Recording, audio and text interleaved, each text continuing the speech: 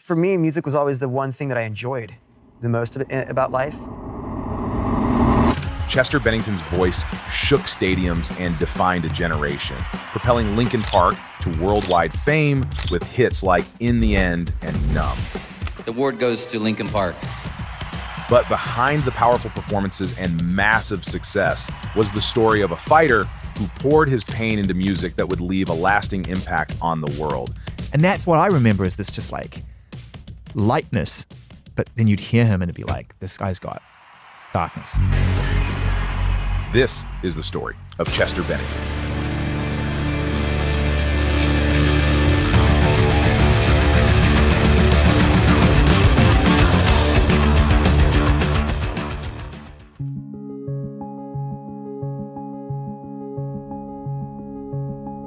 Chester Charles Bennington was born in Phoenix, Arizona on March 20th, 1976. His mom worked as a nurse and his dad was a police detective who handled tough cases involving child abuse. Bennington grew up the youngest of 4 children, but his childhood wasn't easy. His parents split when he was just 11, and after that, he was pretty much left on his own. He lived with his dad, but communication with his family was almost non-existent. Although he had siblings, they were rarely around, leaving Chester to navigate the tough times mostly by himself. In an interview with Kerrang, Chester reflected on how tough his teenage years were after his family fell apart. My parents got divorced when I was 11. When my mom left, my whole family pretty much disappeared. My older brother and my older sister left home. My other sister, who's a little older than me, was hardly ever there. That left me and my dad, and he was working around the clock pulling double shifts. I was pretty much just left at home by myself. It was horrible. Chester was always open about the horrific challenges he faced as a child. In that same brutally honest Kerrang interview, he revealed the nightmare that began when he was abused as a kid. It started when I was about 7 or 8. It was by a friend who was a few years older than me. I was getting beaten up and being forced to do things I didn't want to do. It destroyed my self-confidence. I hated everybody in my family. I felt abandoned by my mom. My dad was not very emotionally stable, and there was no one I could turn to. The only thing I wanted to do was kill everybody and run away. The abuse lasted until he was 13, and later, he turned to drugs to try and escape the pain of that time. I started using drugs. So I was exposed to it really, really young, and there was a lot of things that happened to me as a young person that were really difficult to deal with, and I found myself alone a lot, and so it was. I think that given the nature of a lot of the aspects of my childhood, when that first person offered me, an escape from reality, I kind of took it and I ran with it. In high school, Chester was bullied badly. He shared in an interview that he was knocked around like a rag doll because he was skinny and didn't look like everyone else. With the kind of trauma he endured, it's almost inevitable that depression would take root. His painful past created the perfect storm for the darkness to grow. It's not like, oh man, like I kind of like that, I'm just bummed. It's like, I don't want to do anything, and I don't feel like doing anything, and I don't like anything. Like there's no sunshine. For me, I've always kind of dealt with that my whole life, I've always had these kind of this depressive side, and I think that's something I've never liked, but I've also never liked being anything. I don't like being I want to be happy, but when I'm in it, I try to get out of it. I don't like being sad. When I'm in it, I want to get out of it. I've never been comfortable just being. My whole life, I've just kind of felt a little off, and I find myself like getting into these patterns of like behavior or thought, and especially when I'm like stuck up here, I like to say that like this is like I heard somebody say this once and it like stuck with me, but this is like a bad neighborhood, you know what I mean? And I should not go walking alone. Chester was undeniably a tortured soul, and he found a way to channel all of that pain into his music. His voice was amazing, effortlessly shifting from gentle tones to powerful screams. His songs often seemed like they gave an inside look at the struggle of mental illness. Chester himself said that when everything else in his life was falling apart, music was the only thing that kept him going. The one I would say that music has probably kept me alive, more so than anything else. I mean, other than love from your friends and family, I think that you know, music is probably the reason why I still am here, because that is how I get out a lot of the stuff that's going on inside of me, and that's how I kind of work through a lot of things. I reflect on my life, I reflect on how I feel. But his path to success was filled with dead ends. As a teenager, he sang in bands that went nowhere, leading to nothing but frustration. By 1998, he was done, ready to walk away from music for good. Things weren't happening. The grind had taken its toll, and Chester almost gave up on his dream. That is, until he auditioned for a group that would later become Linkin Park. We went through a period where we kind of didn't know what we wanted to do with the band. Like, the singer we had been playing with was transitioning out, and we didn't know if we wanted to continue. If we wanted to continue, if we wanted to continue just the 5 guys, or how that would even look or work out. And you know, we tried a bunch of different guys that were LA based and whatever, and nothing was really working, nothing we were excited about. But when we heard Chester's stuff that he had done, we were just like, okay, this guy can sing. We need to get him out here quick and see, you know, what the deal is. And got him out, and then said, okay, if a band is going to work, this is gonna work. Otherwise, you know, that's the end of Linkin Park as it is, kind of thing. Desk jobs, here we come. Yeah. Yeah, I remember getting a call from a friend of mine who used to represent an old band of mine, saying that, you know, there was this great young group of guys that had this really great sound, and all they needed was that voice that was going to help them complete the puzzle. And you know, I had never really auditioned. The only time I'd ever auditioned to be in a band was when I was like 14. And so from 14 to 23, I had never auditioned. I was always the person that people were coming to audition for. And so it was a different experience for me, you know, because in my mind I was like doing these guys a favor. And you know, I wasn't the one who called them, you know, they were calling me. And so it was strange for me to think of it as me doing an audition, because I didn't go seek them out, which was the interesting thing. So when I got there and you know, turned over the tape, I had my vocals on it, everybody liked it. We seemed to get along pretty well, even though we were strangers. And I got to watch some other people like do their auditions, and it was pretty funny. Long story short, he ends up in LA and he tries out. Well, we had lined up a few different tryouts that day, and you know, because we didn't know what the hell we were doing, like they were seeing each other on the way in and out, which is not a very nice thing to do. I wouldn't have done it that way if I did, you know, were to do it today. But the guy who was trying out after Chester heard Chester sing, and then he came in and he was basically like, I don't know if he said it to us or if he said it to Chester. He's like, if they don't pick you, they're crazy. Like one of the guys actually left. I think it was that guy. He just came in and he was like, I'm not even trying out. Like, if you guys don't pick that guy, you're insane. And he like left and he told Chester the same thing. It was a turning point for Chester.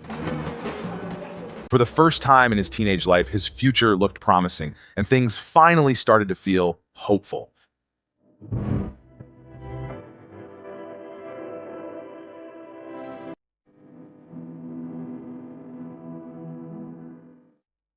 The band wasn't happy with the material they had, so as soon as Chester joined, they got straight to work writing new songs.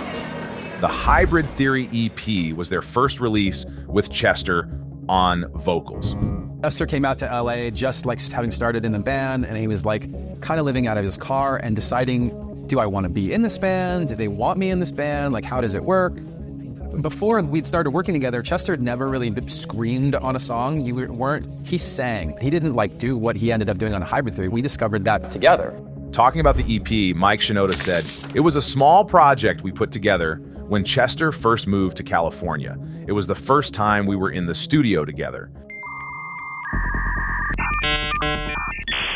They promoted their music everywhere they could online, posting links to their songs on music forums, chat rooms, and even other bands' websites."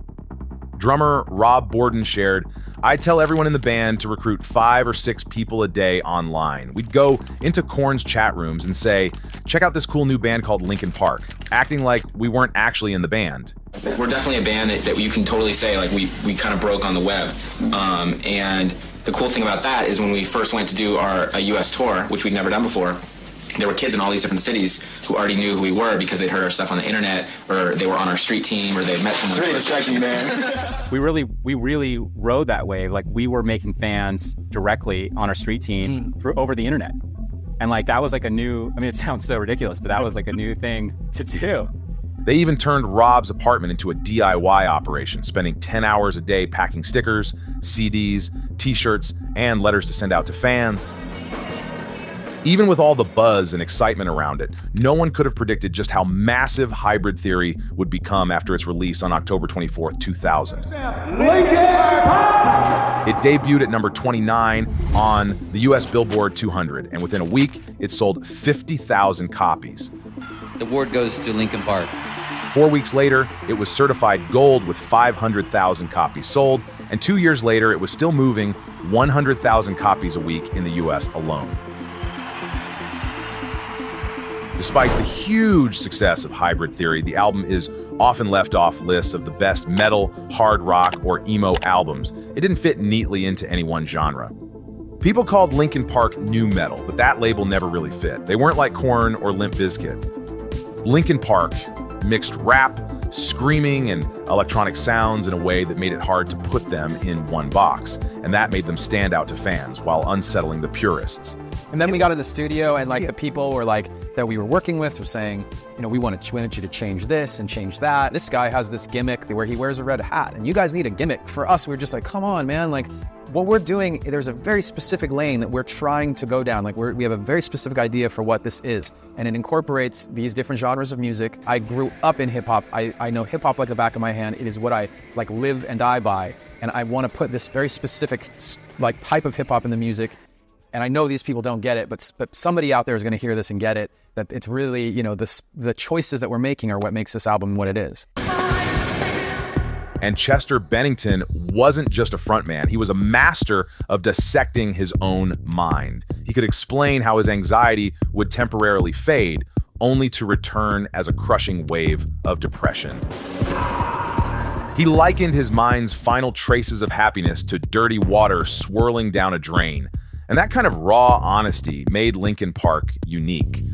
That record means a lot. It means a lot to us. It means a lot to.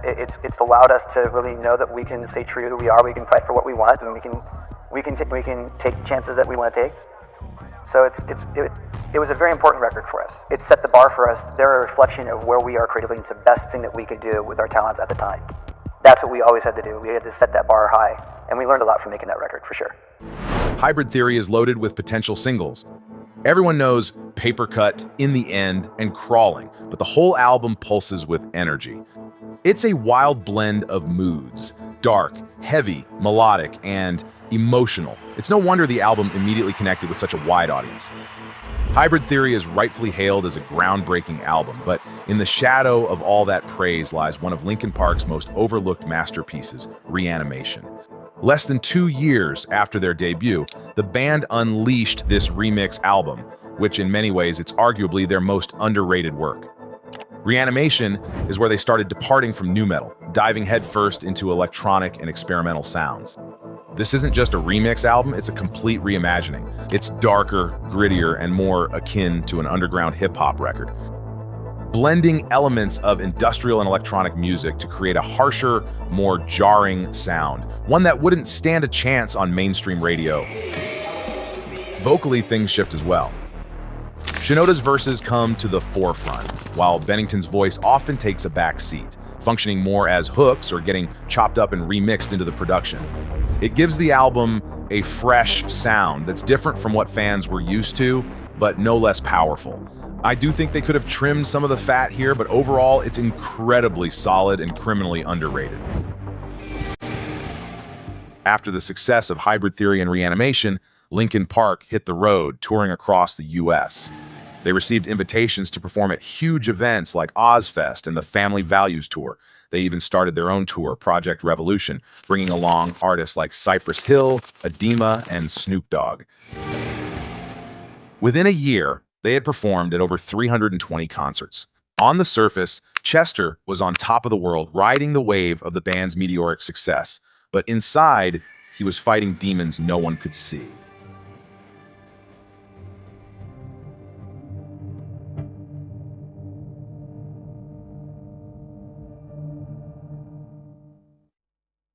Obviously, you have been thinking about the next record. Well, as far as working on it right now, what we're doing is we're setting up a studio in the back of our bus. We did that on last tour. We're going to do that. This is becoming really common, right? I mean, I've spoken to a few bands recently who want to record on the road, but they say it's not easy. easy. But their studios are nothing compared to ours. Right. Ours is much bigger and much more elaborate.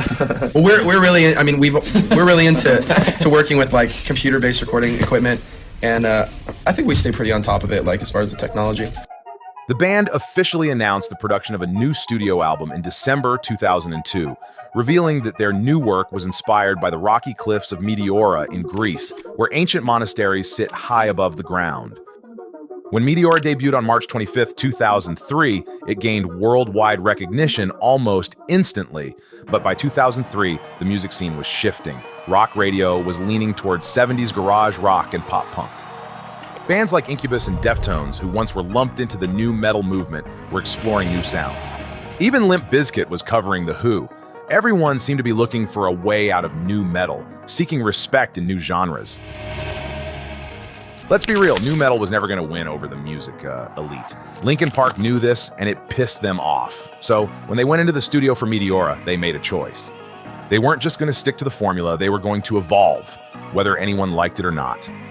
I think Chester was on board first and foremost, maybe even leading the charge on it, is like, let's do it our way or let's not do it.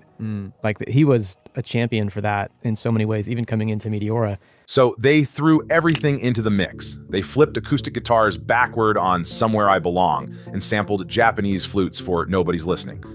These weren't just cheap tricks. They were a middle finger to anyone who said they couldn't experiment.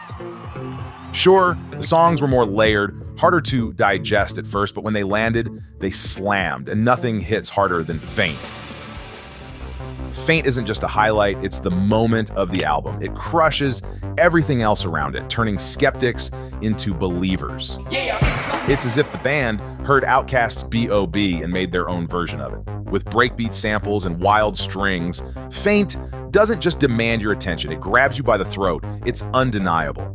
Then there's Breaking the Habit, a song that stands out for its own reasons. Musically, it's the most beautiful track on the album, mixing a Depeche Mode vibe with big, cinematic orchestral sounds. Oh no. Shit, burglar, what is it? After Chester Bennington's death in 2017, this song takes on a whole new meaning. The pain in his voice feels all too real now, and it's hard not to hear Breaking the Habit as a cry for help. Something else. 3, 2, 1, go.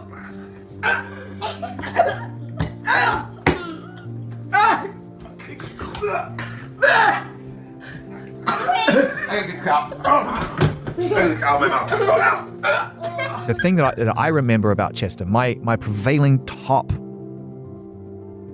image in my head is this kid who could pull it out of him deep, like Lane Staley deep, like the tar that's in there. But he's so goofy. He was so goofy. Like his humor was so goofy, and at times if he was in that mood, he'd just be this insatiable, like, I've got too many jokes and too many things and too many impressions and too much of this. And that's what I remember is this just like lightness, but then you'd hear him and it'd be like, this guy's got darkness and has to find it. And that's a rare combination. In recent years, Mike Shinoda has shared how Chester would disappear on wild nights out while touring and come back completely wrecked. It must have been tough for Shinoda and the rest of the band to watch their friend struggle with something so deep. Breaking the Habit was meant to be an instrumental at first, but Shinoda eventually felt compelled to write lyrics. Maybe he hoped the song would reach Chester, showing him he wasn't alone. The band dropped 5 singles from Meteora: Faint, Breaking the Habit, From the Inside, Somewhere I Belong, and the massive Numb. These singles weren't chosen at random. Each one was picked to show that Linkin Park and nu metal were evolving. It was a smart move, and it worked. Hybrid Theory was like us against the world, like with the story Mike and Dave are recounting. It was like having to fight just to get our actual authentic point of view across. And what was like both so liberating and terrifying about Meteora is like no one effed with us on Meteora. We got away with it. It was like, okay, you guys did it. Now, what do you really want to do? And like, this album was the total pure expression of just like, this is us, like delivering, you know, what we want to make. And it was really a fun album to make. Like Hybrid Theory was stressful. This album was awesome. Like it was so great. Suddenly they were sharing stages with Metallica, a band that defined metal. And then just to flip the script again, they teamed up with Jay-Z for Collision Course, an EP that made no sense on paper but worked perfectly in reality. Here's the point, Linkin Park wasn't chasing approval anymore. They were standing alongside the legends they'd been trying to impress, solidifying their place in both rock and rap. And they did it while keeping the fan base that made them stars in the first place. You know, we were a set of guys who were kind of going through a lot of crazy stuff and trying to figure it out as we went. We'd come home off of these huge world tours, and it would be like nobody's picked up the dog shit in the backyard for 2 months. So that's now my job. And it was a really quick re-entry into like life. You're not in a rock star band right now. Like you've got to go do the chores. Yeah. This success, however, came with a personal cost for Chester. Back in 1996, he married his first wife, Samantha Marie Olite. They had a child together in 2002, just as Linkin Park was skyrocketing to fame. But with the non-stop touring and the crazy demands of being in the band, Chester's relationship with Samantha began to fall apart. And sadly, by 2005, they ended up divorcing. Please welcome Dead by Sunrise. That same year, Chester found another outlet for his emotions by co-founding Dead by Sunrise, an electronic rock band. Though they only released one album, Out of Ashes, in 2009, and it got mixed reviews, it was a project that allowed Chester to explore new musical directions during a tough time in his life. In 2006, Chester married Talinda Ann Bentley, a former Playboy model. Together, they had 3 children, but their happiness was disrupted by a cyberstalker who harassed the couple by tampering with their emails and personal information. This stalker also sent them threatening messages. Thankfully, the person was eventually caught and sentenced to 2 years in prison. All this chaos must have taken a toll on Chester. He battled drugs and alcohol for years, and in 2006, he went to rehab twice. It took everything he had, but he finally kicked the habit and got sober for good. Life is so weird. Yeah. You know, I mean, there are like periods of time where I feel like I've got it, like all my stuff together. You know what I mean? Like, and then there are periods of time where I'm just like, I am such a failure at everything. And I just like, I can't do anything right. Like I'm a horrible dad. I'm a horrible husband. You know, I'm just like, ugh. And then came the summer of 2007 when Linkin Park took a bold step with Minutes to Midnight. Co-produced by Mike Shinoda and the legendary Rick Rubin, the album was a big shift from their usual sound. I'm not sure if the words are making me think of certain melodies, so I wanted to remove the words. It's funny listening. Critics weren't exactly praising it, but the sales told a different story. For many diehard fans, this was Linkin Park at their best, taking risks, pushing their boundaries, and proving they weren't stuck in the past. Some of the standout tracks like Shadow of the Day, What I've Done, Leave Out All the Rest, In Between, and Bleed It Out show that even with a new sound, the band still knows how to pull on your heartstrings. The emotions, the passion, and their connection to people going through tough times are all still there, just with sharper songwriting. They followed up with 1,000 Suns in 2010, which was probably their most experimental album yet. This one leaned heavily into electronic and alternative sounds, mixing rap with beats, keyboards, samples, and rhythm loops, while almost completely cutting out electric guitars. And we would all fight amongst ourselves, but at the end of it, it was like, let's figure out how we want to do it, and if that's not going to work, then we don't want to do it. Like, let's make sure that we love it, and then we can put it out there and be confident in the fact that at least the 6 of us are on board, and we hope you like it. We hope you love it.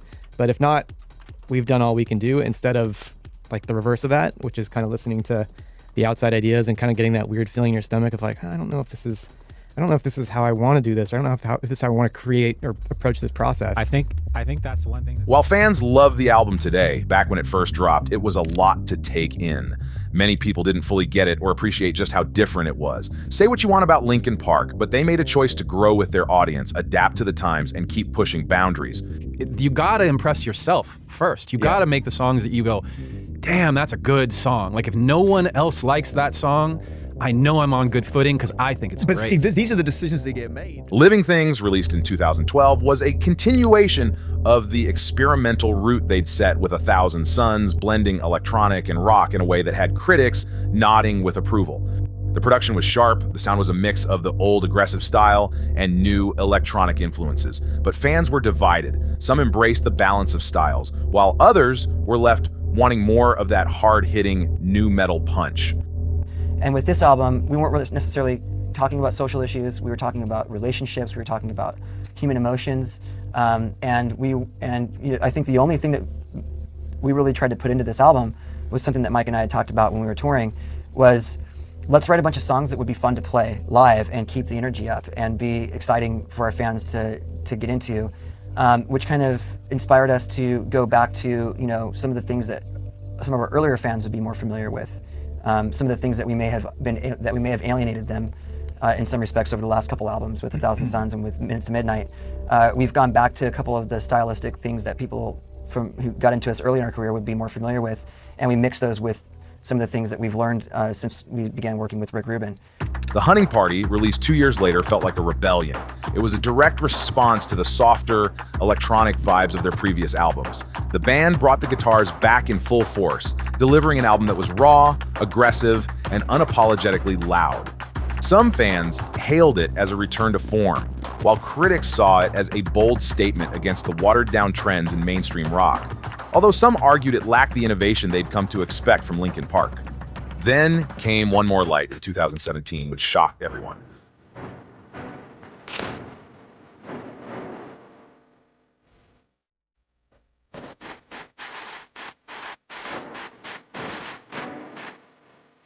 One More Light got a mixed to negative response when it came out in 2017.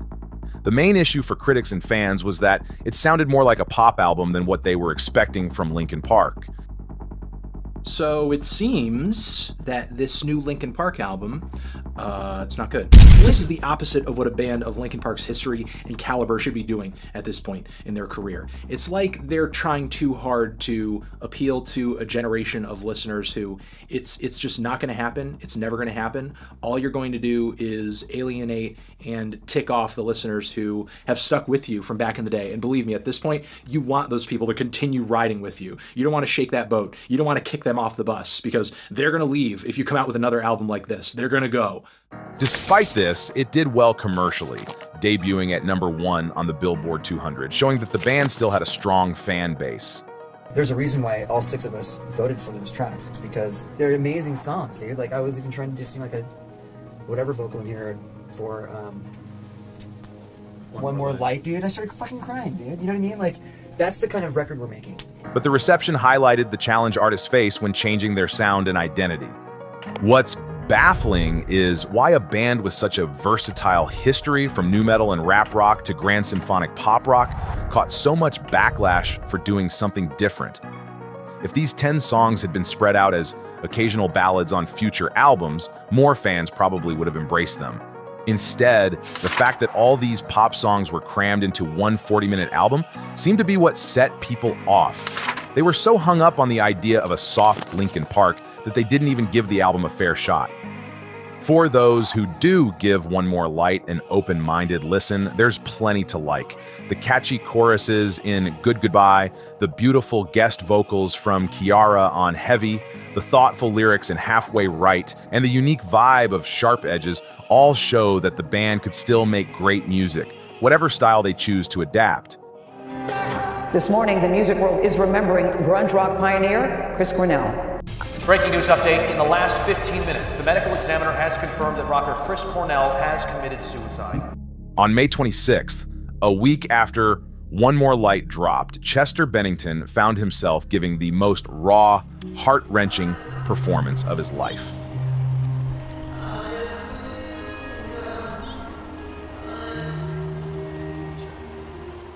His close friend Chris Cornell, the voice of Soundgarden, was being laid to rest at Hollywood Forever Cemetery. Cornell had unalived himself after a lifelong battle with depression. Chester stood before the mourners, and his voice cracked with emotion as he sang Hallelujah for his friend. That day, his voice was different, plaintive, somber, and more fragile than ever. He also paid tribute to his friend on Twitter. Your voice was joy and pain, anger and forgiveness, love and heartache all wrapped up into one, and I suppose that's what we all are. You helped me understand that. And then, 64 days later, Chester tragically unalived himself. Bennington was found dead in a home near Los Angeles Thursday morning. Authorities say it may have been suicide.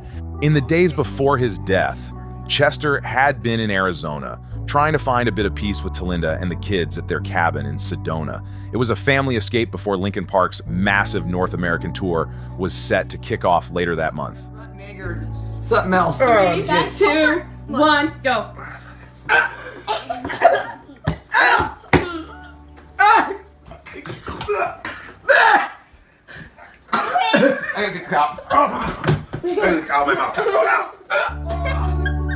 But Chester didn't stay long. He went back to Los Angeles alone, saying he had work to do. Before he left, Talinda captured what would become a haunting memory. A photo of Chester and their kids standing on the deck, grinning from ear to ear as they looked out into the woods. A picture that now feels like a final moment of happiness. On the morning of July 20th, Chester Bennington was found dead by hanging in his home. The date was significant. It was the birthday of his close friend, Chris Cornell. Just a month earlier, Chester had confided in his friend Ryan Shuck, who played guitar in his side project Dead by Sunrise, that he was struggling with alcohol addiction again and fighting hard to get sober. Despite this, family and friends said that Chester seemed to be in good spirits, happy, energized, and excited for the upcoming tour. We'll never know for sure if his decision was something he had planned or a tragic impulse, but there's something worth noting. When someone struggling with suicidal thoughts seems suddenly cheerful or relieved, it can be a dangerous sign. I either got rotten egg or something else. 3, 2, 1, go. It's a change that often occurs when they've made up their mind, and it's one of the most critical warnings to look out for. He was at his best before he passed. We were on a family vacation. He just had to go back home to do a television commercial, and I was going to see him the next day. It was just the timing of it. You know, he had been in states of depression before, and he had had past attempts. This was not a time where any of our families suspected this to happen, which is terrifying, you know, because it could happen at any moment with those thoughts. Following Chester's death, blog posts and message board discussions started popping up, with many suggesting that one more light was a cry for help that had gone unnoticed. Conspiracy theories quickly arose, claiming that Chester and Chris Cornell didn't just die by tragic coincidence. According to some, the two were deliberately taken out because they were secretly working to expose a dark network of abusers.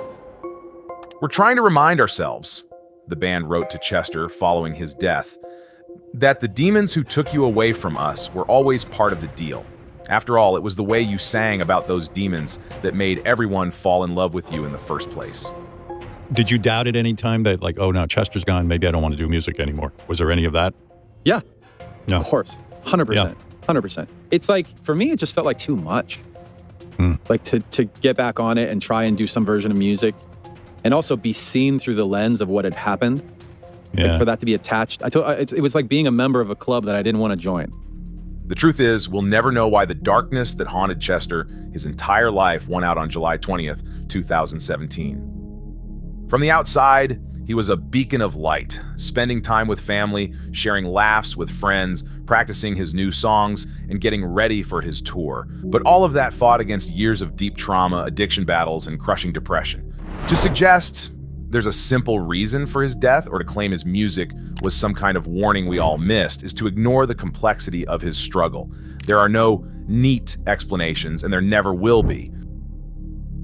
Chester Bennington's legacy is one of strength, emotion, and lasting influence in the world of music.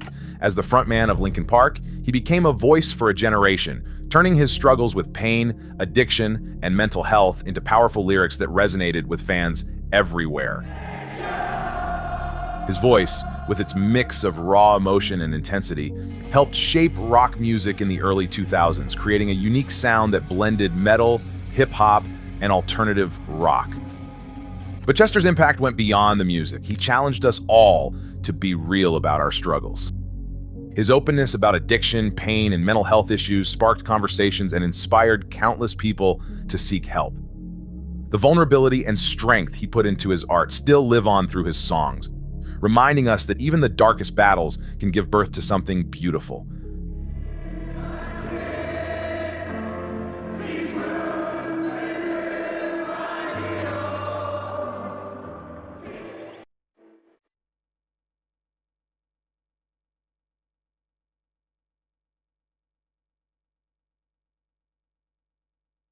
Guy with glasses whose voice was adored by millions. The vocalist of a legendary band which was the meaning of life for all teenagers in the early and mid-2000s. His tragic story can still bring tears today, but it can also inspire and remind everyone that people live as long as they are remembered. Why didn't he even have a sofa, although his songs were played 24 hours a day on radio and television? How did he change nu metal forever? And why did the life of the mortally wounded soul of Chester Charles Bennington end? You will learn about this and much more in today's video. This is the Enco Stories channel, and we are starting.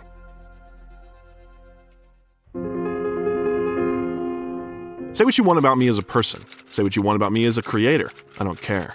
I know exactly who I am. I know exactly what I'm made of. And everything suits me. Chester Charles Bennington was born on March 20th, 1976 in Phoenix, Arizona. His mother, Susan Elaine Johnson, worked as a nurse, and his father, Lee Russell, was a police detective. From an early age, his parents noticed their son's inclination to art. Barely learning to speak, little Chester confidently said that he would become an actor or a rock star in the future. The first song he memorized at the age of 2 was the hard rock hit Hot Blooded by Foreigner, which he heard on his older brother's tape recorder. And in a few years, he learned and sang all the songs from the children's musical film about the sailor Popeye. Chester grew up a happy child. His sparkling brown eyes mesmerized adults, but a cruel world ruined his childhood and perhaps his whole life. When he was 7 years old, he faced a tragedy that he could not tell anyone about, but which left its mark on his whole life. It's about violence of intimate nature. Chester had an older friend who took an unhealthy interest in him, although at first it all looked like a very unfortunate and unfunny joke. It escalated from a touchy-curious, what does this thing do, into full-on crazy violations. I was getting beaten up and being forced to do things I didn't want to do. It destroyed my self-confidence.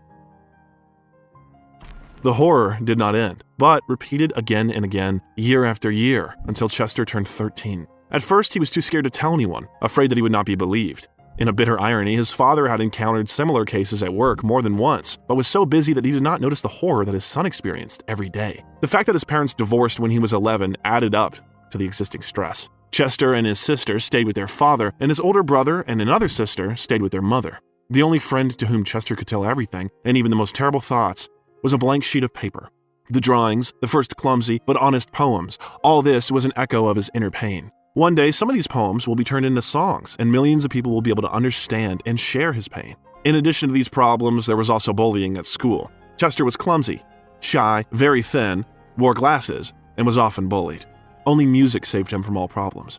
I would say that music has probably kept me alive, more so than anything else. I mean, other than, love from your friends and family, I think that music is probably the reason why I still am here, because that is how I get out a lot of the stuff that's going on inside of me, and that's how I kind of work through a lot of things. I reflect on my life, I reflect on how I feel. It was difficult at school, especially since he and his father often had to move from one town to another. His only friends were outcasts like himself, but he also had successes. The boy showed good results in sports and regularly and with a huge margin won in athletic competitions. Furthermore, Chester enjoyed playing in a children's musical theater troupe, which gave him his first experience of performing in front of large crowds. I didn't realize I could sing very well, but I knew I could sing pretty good. I was actually very involved in theater before I got bit by the lead singer bug, and that was what I actually thought I was going to do professionally.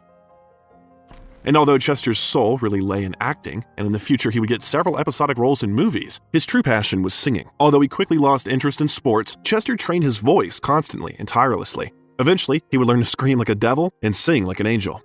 Music brought salvation, but on the other hand, there were personal troubles, constant quarrels at home, severe childhood trauma, and bullying from classmates. In order to somehow escape from reality, at a fairly young age, he began to use, drank a lot, and sometimes resembled a living skeleton. I'd become a person that wasn't me. This is me. I'm a nice, friendly guy, but always stuck behind this monster that was just really a hurt kid. An important moment in his life was the day when Chester won the school song contest performing A Question of Lust by Depeche Mode. Of course, this was just a school competition, but probably for the first time, his classmates looked at him with admiration. Shortly after, at a party, Chester met a guy with a guitar named Jason. Chester couldn't hide his interest in the instrument, so they got acquainted, and it turned out that Jason was looking for someone who could sing. They got together a few times to play guitar, then started thinking of getting a microphone, and remembered that there was one in a local church that wasn't too hard to get into. They took out a microphone, came to Jason's house, and played every song by the Doors that they knew. These gatherings took place at least 3 times a week. Most of the time they enjoyed music. The rest of the time was devoted to the same substances and alcohol. Nevertheless, the constant presence of a like-minded person and music made Chester more relaxed and more confident. He became less and less shy. More and more often attracted all the attention at parties, and soon people started talking about him as that talented dude who was always under something. Right when you think you've got it all figured out and everything's good, it just comes and kicks you right in the nuts. And then every time you think it can't get any worse and that life sucks and it's never gonna get better, all of a sudden, the sun comes a-shining. Somehow, Jason found out the local band Sean Dowdle and his friends was looking for a vocalist and arranged auditions. Chester not only passed it brilliantly, everyone was so impressed that they immediately took him into the band without even listening to the rest of the candidates. After so many years of bullying, failure, Chester finally found people who appreciated him and admired his talent.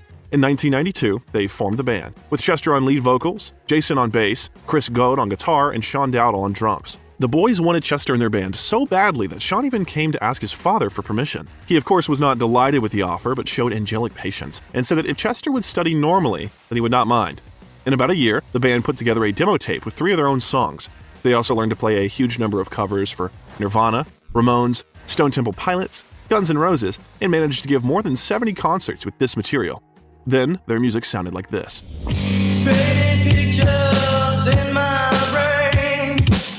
You act like this is some kind of game. They played their first full gig when Chester was just 14. It was a crazy party, and they played about 50 covers in 3 hours. Nevertheless, this was the maximum that the band managed. After a while, it fell apart, but very soon, Sean assembled a new lineup and invited Chester to join him again. The band was originally called Lovely's Bleeding. Later, they changed their name to Grey Daze. The first performance of the new lineup took place in 1994 in Scottsdale. The concerts followed one after the other, and the first recording contract was already looming on the horizon. They were lucky and found producer David Nauer, who invested about $10,000 in the recording of their first album. This led to the release of the record Wake Me, and also provided them with their first rotations on the radio. Chester's gloomy lyrics did not surprise anyone at the time. It was typical of the genre in general. But only close people knew that these texts were not an attempt to follow the canons of this genre or to provoke. In fact, it was the cry of a mortally wounded soul. In 1995, they released the album. The band underwent a transformation, after which the final lineup of Grey Daze was born. Mace Byers played the bass, and Bobby Binish took over the guitar. During this period, everything was going well. Chester assembled the band and also found love. On January 28, 1996, Chester met Samantha Marie Ollett, who became his wife a few months later. They got married on Halloween of the same year, but their financial situation was so bad that the newlyweds could not even buy wedding rings, so they tattooed them on their fingers. It's worth saying that this was not Chester's first relationship. Moreover, at that time he already had a 1-year-old son, Isaiah, from a former girlfriend, whose name was Yelka Brand. Both were not destined to be happy in this relationship. But Chester took care of his son and tried to give him everything that he lacked in his childhood. Real popularity and the first set of money were still far away, so Chester had to work wherever he was needed. He swept leaves for $4 an hour, worked at Burger King, and at the same time did everything to break into the music industry. The band often performed, but these concerts were almost for charity. Simultaneously, they wrote a new album, which was released in 1997. The album No Sun Today somewhat improved their position, and the themes of the songs shifted from personal to socio-political. The concerts became massive. The first fans appeared, and Chester signed autographs for the first time, although sometimes it took hours. But although the band became quite famous in Arizona, the label was not interested in a third album. Tension grew between the members, which led to the band's breakup in 1998. Before continuing Chester's story, we need to move to Los Angeles, where another talented teenager grew up. His name was Michael Kinji Shinoda. Unlike Chester, Shinoda's childhood was quite normal. His parents lived together and always supported and encouraged their son's passion. From the age of 6, he played the piano, sang in a children's theater group, and wrote his first song when he was 11 years old. He had to leave piano lessons because his teacher did not share Shinoda's passion for hip-hop, especially the music of his idol, Dr. Dre. She just couldn't teach him to write music like that. At the age of 16, Shinoda was given a sampler, and he began creating his own music, to which he rapped. Michael was a friend of Bradford Delson, who also took music lessons from an early age, was obsessed with Metallica, and formed his first band called The Pricks.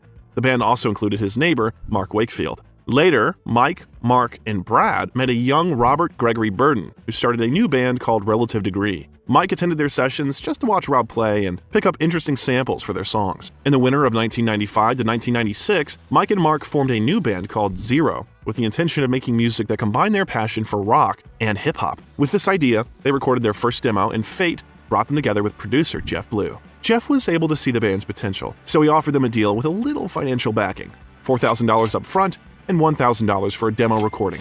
Despite the arguments between Mike and Mark about who would be the leader of the band, they signed the contract. This allowed them to buy new instruments and equipment to enhance their live performances. By the way, at the same time, the band Papa Roach also tried to sign a deal with Jeff, but the producer preferred Zero. In early 1999, a representative of the band Zero, who was handling the contract, was drinking at a bar with Jeff Blue. There was Grey Goose vodka on their table, so both remembered a good band that broke up not so long ago, Grey Daze. They also remembered Chester, who at that time was far from music and was busy with his family. Without thinking long, they called Chester directly from the bar and offered him a place in the band. It happened on the eve of his birthday, so Chester took the offer as a real gift from fate. He was sent tapes to check out the Zero material and send them his own interpretation of some of the tracks. Chester was not only blown away by the sound, he had never heard anything like it, so he immediately knew he wanted to be a part of it. So I like the way it starts off. It's kind of mellow, you aren't quite sure where they're going with it. It's a good intro for radio too, it could be a nice radio edit. The next day, Chester left his own birthday party and called Mike Jones asking for permission to use his studio. Mike had previously worked with Grey Daze, recorded their first demos, but that wasn't enough to allow Chester to record due to an old friendship. The studio cost $100 an hour, so Bennington had to record his demos at the Conservatory of Recording Arts and Sciences. 2 days later, he called Jeff, said it was ready, put the phone next to the tape recorder and played what came out. What I heard floored me. Every crack of his voice had a story to tell. It was iconic, genuine, vulnerable, urgent, beautiful, and hits you in the gut. I immediately called Brad and Mike and told them I was flying Chester out to Los Angeles. Chester understood very well that this opportunity should not be lost. Although the decision was not easy, firstly, he left his wife at home. Secondly, he quit his stable job and went almost nowhere. However, he quit the job immediately after his boss assured him that he would be able to return if things went wrong in California. So, already on Monday, Chester was in Los Angeles, met the band, and gave them his tape. Everyone was delighted, but at the same time, they had to listen to several more candidates for the role of vocalist. One day, a guy who was supposed to sing right after Chester came to the audition. After hearing Bennington's voice, the boy refused to audition and said they would be idiots if they didn't take Chester right now. He was really skinny with glasses, and he was wearing this awful butterfly collar shirt that hung all over him. It made him look like a cheesy guy from an Arizona nightclub bar. But his vocals on our demo were incredible. He sang like a fucking beast, the same way he sings now. Not even knowing what success awaits them in the near future, they had dinner at a local pizzeria, took their first photo, and started working the next day. Mike Shinoda knew from the first meeting that Chester Bennington would change his life. Chester gave his all, and its energy was contagious to all the other participants. It may seem like Chester's life had finally turned on the bright side, but in reality, things weren't so rosy at first. He risked everything and for the first time literally lived like a homeless person. He spent nights at the studio, at friends, and slept in the car. But this did not scare him away. On the contrary, it motivated him to work harder and harder. And later, the situation improved. I mean, I was like, F the world when we started this, and now I'm like, I love you! I'm looking outside like, oh, the birds in my car. You know, look at that. That's funny. That's so cool. Moreover, he seemed to have found a best friend. It was growing closer to Shinoda, with whom he adored writing songs. No matter how different their pasts were, when they sat down to write, magic happened. In both memories, it felt like a session of psychotherapy, especially given how intimate Chester's lyrics were. Some of his lyrics addressed that stuff, the abuse. So when he and I were talking about the songs, he told me about it. It was a weird way to get to know each other, but that's how it happened. Mike Shinoda said that the only person he spent more time with than Chester was his wife. It wasn't friendship at first sight, but the more time they spent together, the more Chester opened up to Shinoda. I've never heard such a crazy upbringing, like such a crazy childhood, like running wild, like in the streets and doing hard drugs on the roof of his high school, just like complete, like just barely staying out of jail. And so different. And that's what made our dynamic what it was. It's like, I didn't grow up like that. Mike knew his past, understood his inner state, and even wrote songs about it. Chester said that one of his favorite Linkin Park songs is Breaking the Habit, which Mike wrote. Its words resonated with Chester so much that he kept interrupting the recording because he couldn't hold back the tears.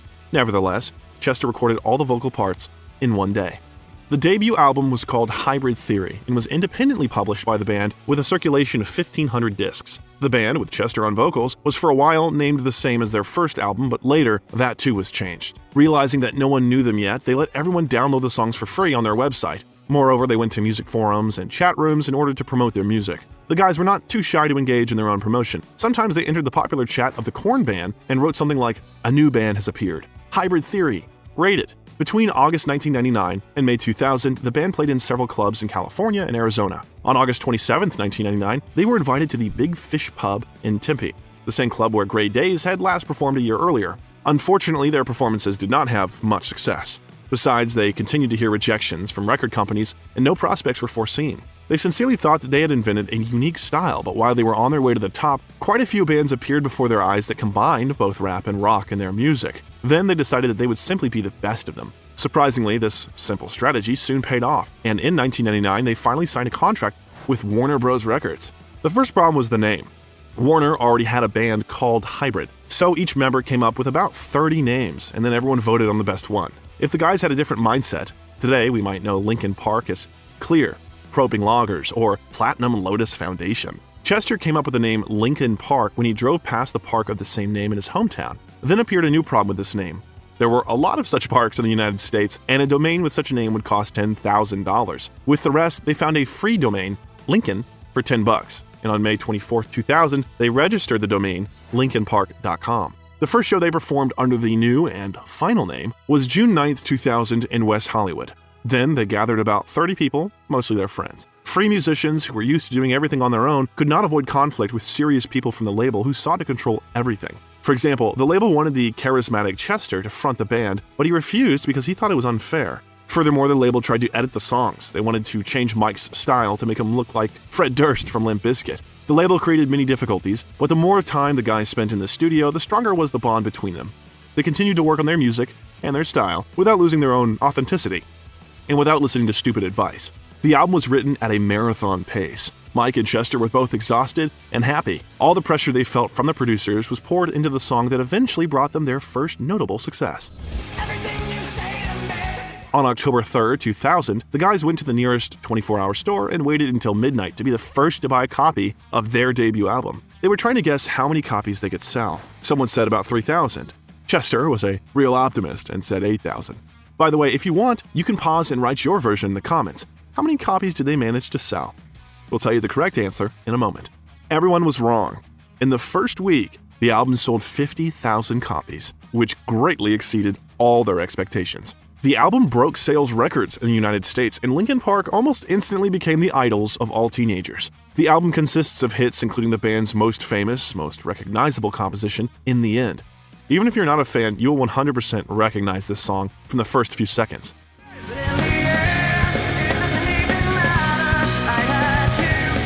It's interesting that both Mike and Chester called it the most pop song of Linkin Park, although at first it did not have a name, but it had every chance of not even getting on the album. The central idea of the composition is hidden in the chorus, and the words, "I tried so hard and got so far, but in the end, it doesn't even matter." On the one hand, quite depressing. On the other hand, quite motivating. It is in this uncertainty, according to Shinoda, that the meaning of the song is hidden. Of course, every fan managed to find something of his own, but the text directly refers to the long journey that the band took during the first few years of its existence. The song is a real treasure for various interpretations, but it is obvious that it is directly related to the disappointments that not only each member of the band faced, but also any person in general. Chester wasn't too fond of the song at first, but grew to love it as he realized how important it was to the band's fans. Another reason, or result, of such popularity can be considered the fact that the song was performed literally at every concert. Dozens of covers of this hit contributed to this, from the band itself to rappers like Jay-Z.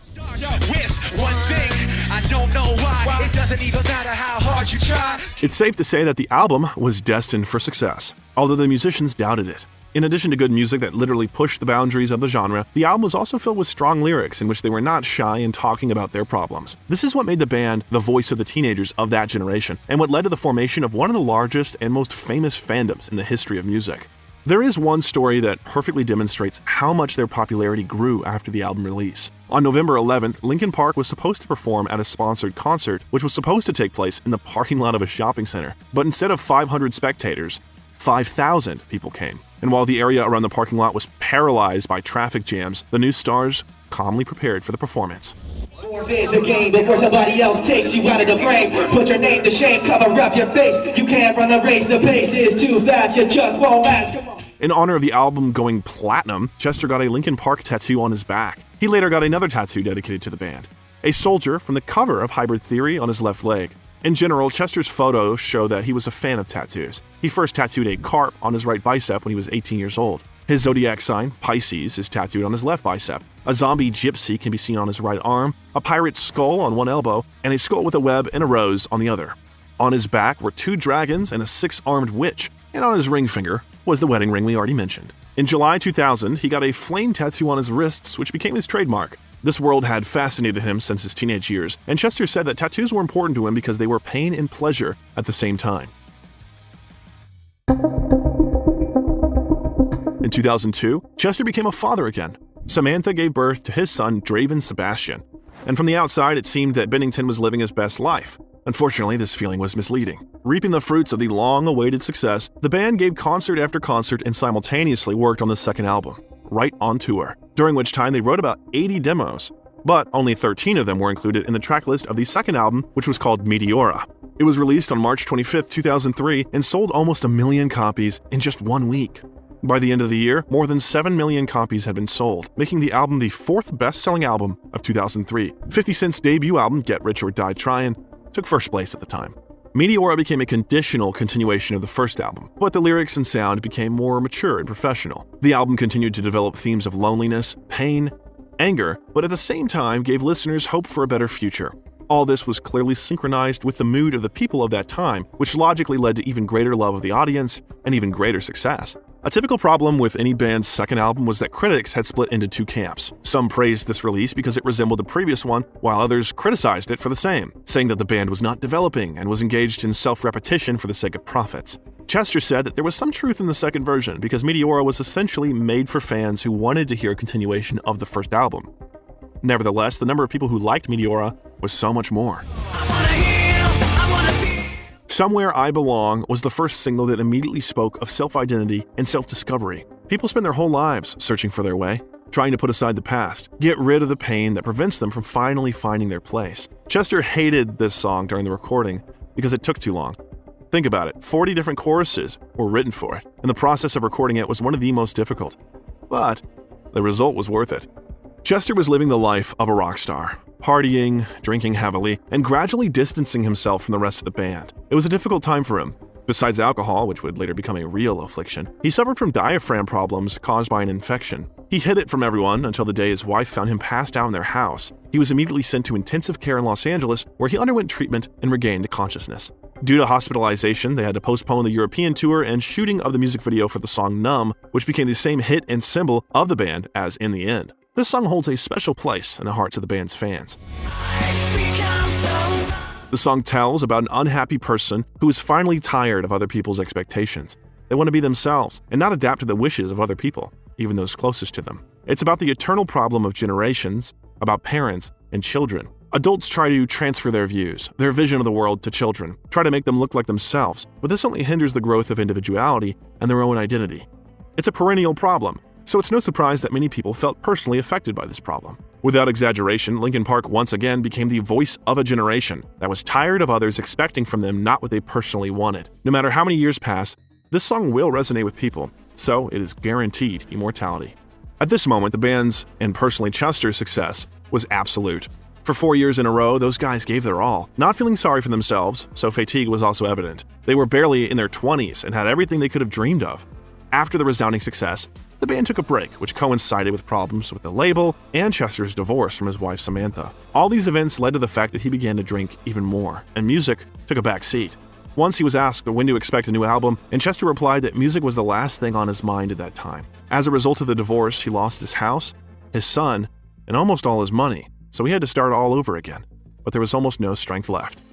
He started his day with a pint of beer, a pile of pills, and continued at this pace until he passed out. Back then, Chester lived in a small apartment that didn't even have a couch. He did not go outside for several days because he did not even have normal clothes. Everything remained at his wife's house. He even thought about shortening his life. He even tried to do it once.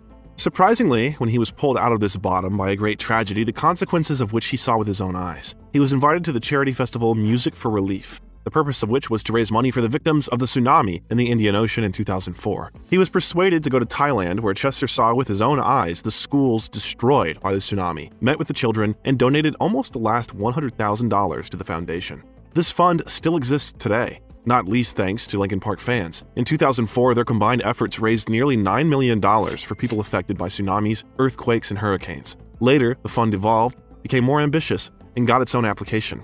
Shortly after the charity performance that brought Chester back to life, he met two musicians in Los Angeles. Their names were Ryan Shack and Amir Darak. They were members of Orgy and Julian K. They quickly got along and decided to create something together. This is how the band Snow White Tan was born. Ryan and Amir were excited to play with Chester. Later, their joint project was renamed Dead by Sunrise. The third bright event was that Ryan introduced Chester to his friend Talinda Annie Bentley, who was then a model for Playboy magazine. They married on December 31st, 2005, and she later gave him a son, Tyler D., and two twin daughters, Leela Grace and Leela Rose. It was that woman who would be with Chester until the very end. She was not only a model, but also had a musical education behind her, so she was nearby not only in their house, but also in the studio and at concerts. Talinda always spoke passionately and lovingly about her husband. She said that Chester often talked about their future together and planned their long and happy life together. He suffered from depression as a child, and it was untreated. He had traumas throughout his childhood, which many of us have. I have myself. But the way his pathways kept going, they just kept going towards disaster.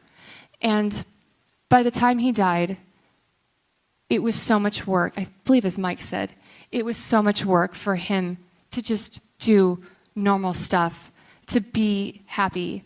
Despite the fact that love appeared again in his life, problems with addiction did not go away. Sometimes it got to the point when he had fits of hysteria, during which he could, for example, jump out the window. At one point, Talinda, Ryan, and Amir managed to corner him, so he agreed to go to rehab for a month. But after only a few weeks, he was already drinking more than before. Talinda was exhausted and turned to the other members of Linkin Park for help, and only they were able to reach Chester.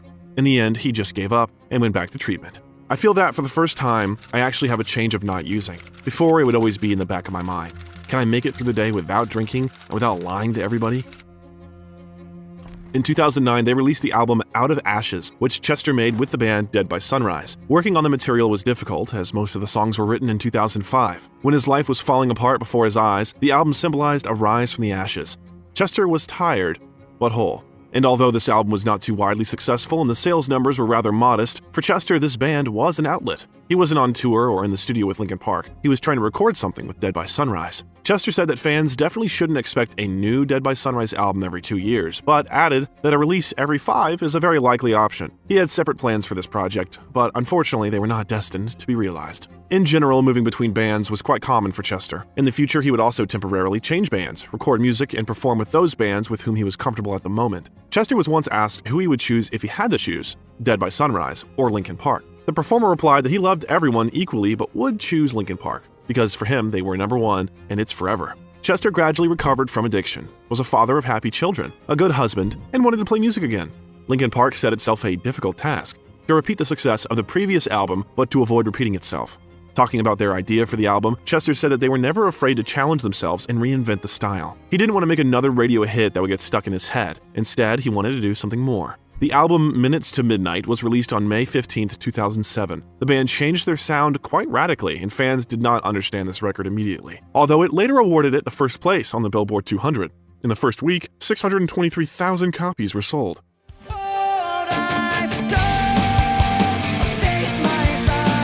According to Chester, the main theme of this song was recognizing your mistakes in the past, accepting them, moving forward, and trying to be better again. The composition in its own way serves as a bridge not only between the previous releases and the new one, but also between the old Chester and his new version. The marriage with Samantha, which broke up after 9 years of living together, problems with alcohol and various substances did not contribute to personal development. Therefore, that and the following songs were a conditional oath and promise that Chester would try to change. But in addition to quite serious topics, there were songs like Bleed It Out, which was created near the end of the album, and it sounded like the musicians finally relaxed and were just enjoying themselves.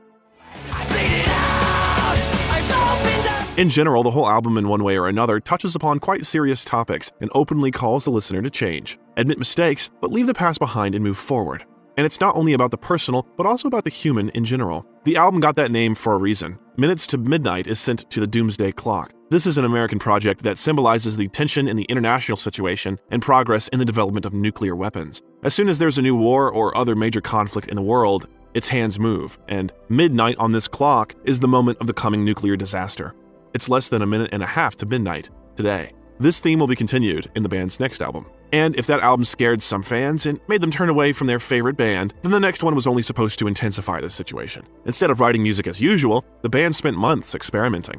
As a result, their hard drive in the studio was filled with strange, abstract sounds that could have been the soundtrack of a medicated hallucination. The birth of the album, which was named 1,000 Suns, happened almost by accident. The concept was about a patient unjustly locked in a mental hospital who became a laboratory rat. Producer Rick Rubin, who worked with the band again after the success of the last release, was sure that if this album was not immediately appreciated, it would eventually become a classic. To some extent, that was true. Chester was of the same opinion and said that people would either give them 5 stars or hate both the album and the band. The name refers to a quote by Oppenheimer, the father of the atomic bomb, who described the power of his invention with the words, "the radiance of 1,000 suns." The album also partially touches on apocalyptic themes, narrowing them down to dark events in the lives of their authors. The first single was Catalyst, and it set this post-apocalyptic vibe for the new album. The music video only increased the feeling of hopelessness in a new, completely destroyed world.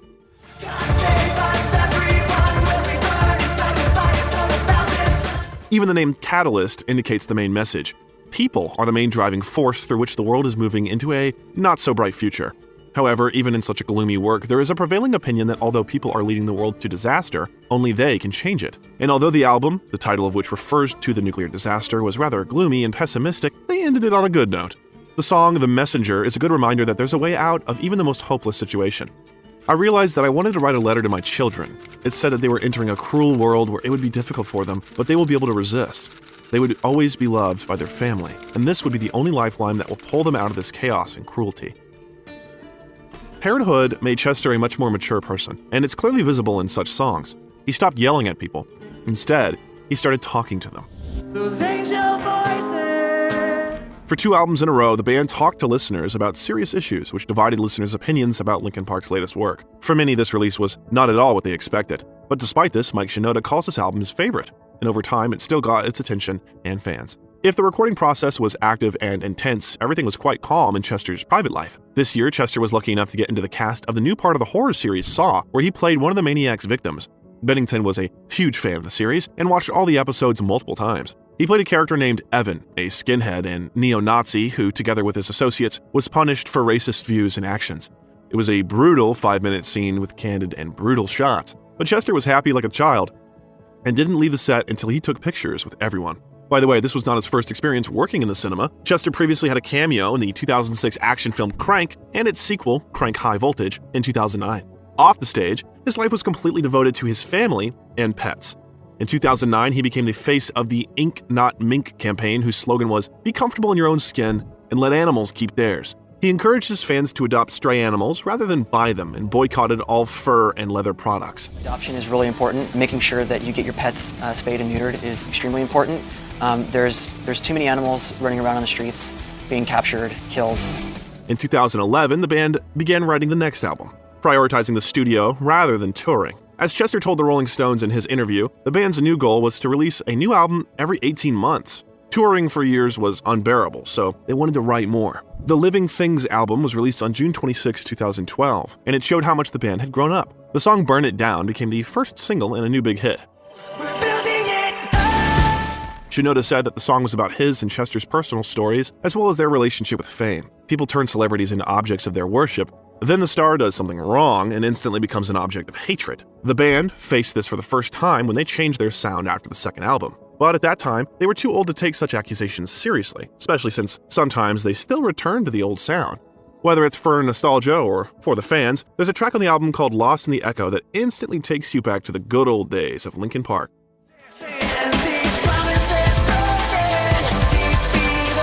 It was a much-needed and timely album. The previous release clearly fell into the not-for-everyone category, but Living Things instantly attracted the lost attention to them. It cannot be said that everyone was satisfied. There was enough criticism, but for the most part the release was received warmly and marked Linkin Park's return to the mainstream. As it happened before, after working on an album with Linkin Park, Chester decided to experiment with other bands and became the lead singer of Stone Temple Pilots. It was one of his favorite bands since childhood, so performing together was an honor for both him and them. In total, Chester spent almost 2 years with them, the result of which was a huge number of joint performances and the mini-album High Rise. Linkin Park's 6th studio album, The Hunting Party, was released on June 17, 2014. If the previous release only partially returned the band to the early 2000s, then on this album, they succumbed to nostalgia even more. Just like the good old days, Shinoda rapped, Chester crooned, and their drummer hit the drums so hard he broke his back. This record is a kind of return to the roots, a real gift to those old fans who no longer expected to hear the Linkin Park that they loved in childhood. Perhaps the heavier sound was influenced by one article read by Mike Shinoda. It was about the fact that rock lost its position long ago and can no longer compete with other genres. This made Mike change his approach to the new album and make it heavier.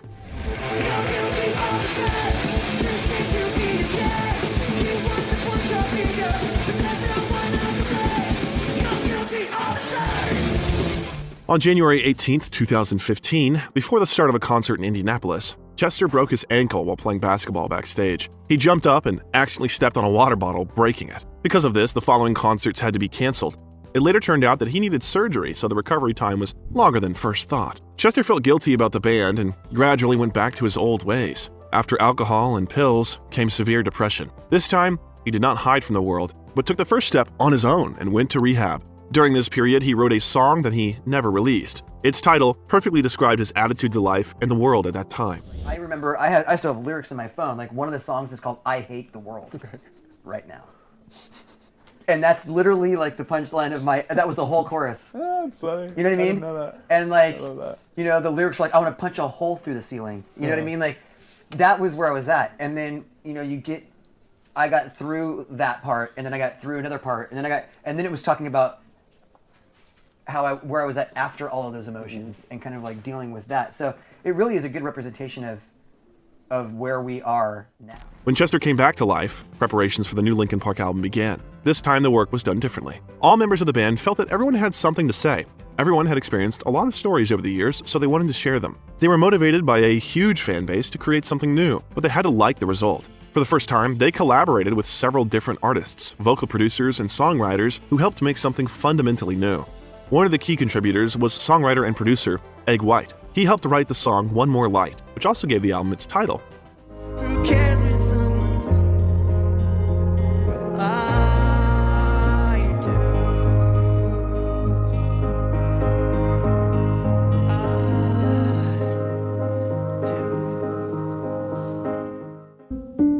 Their words were inspired by the death of Amy Zarrett, who worked for Warner Bros. For 25 years and died in October 2015 of cancer. The band would later perform it in honor of their friend and musician Chris Cornell. And in a few months, they will edit a music video for this song and dedicate it to another close friend and musician, Chester Bennington himself.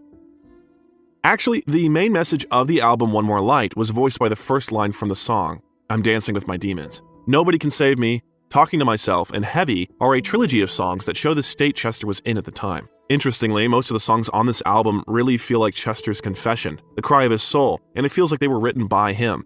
In fact, he was the author of only 2 songs. All others were written by Shinoda, which once again proves their kinship. Chester often talked about Shinoda's prolificness, his fanaticism when it came to music. When they flew on planes, Chester was usually sleeping or playing games, while Mike was always sitting at the computer and continuing to make music. He did it all day.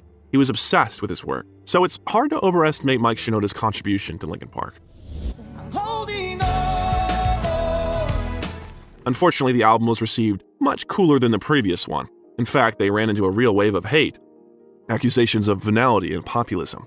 It's hard to criticize a band for trying to do something different. The problem isn't even that it's a pop album. The fact is that this is a weak commercial move. Maybe the classic Linkin Park will return for the 8th album, but who will listen to them?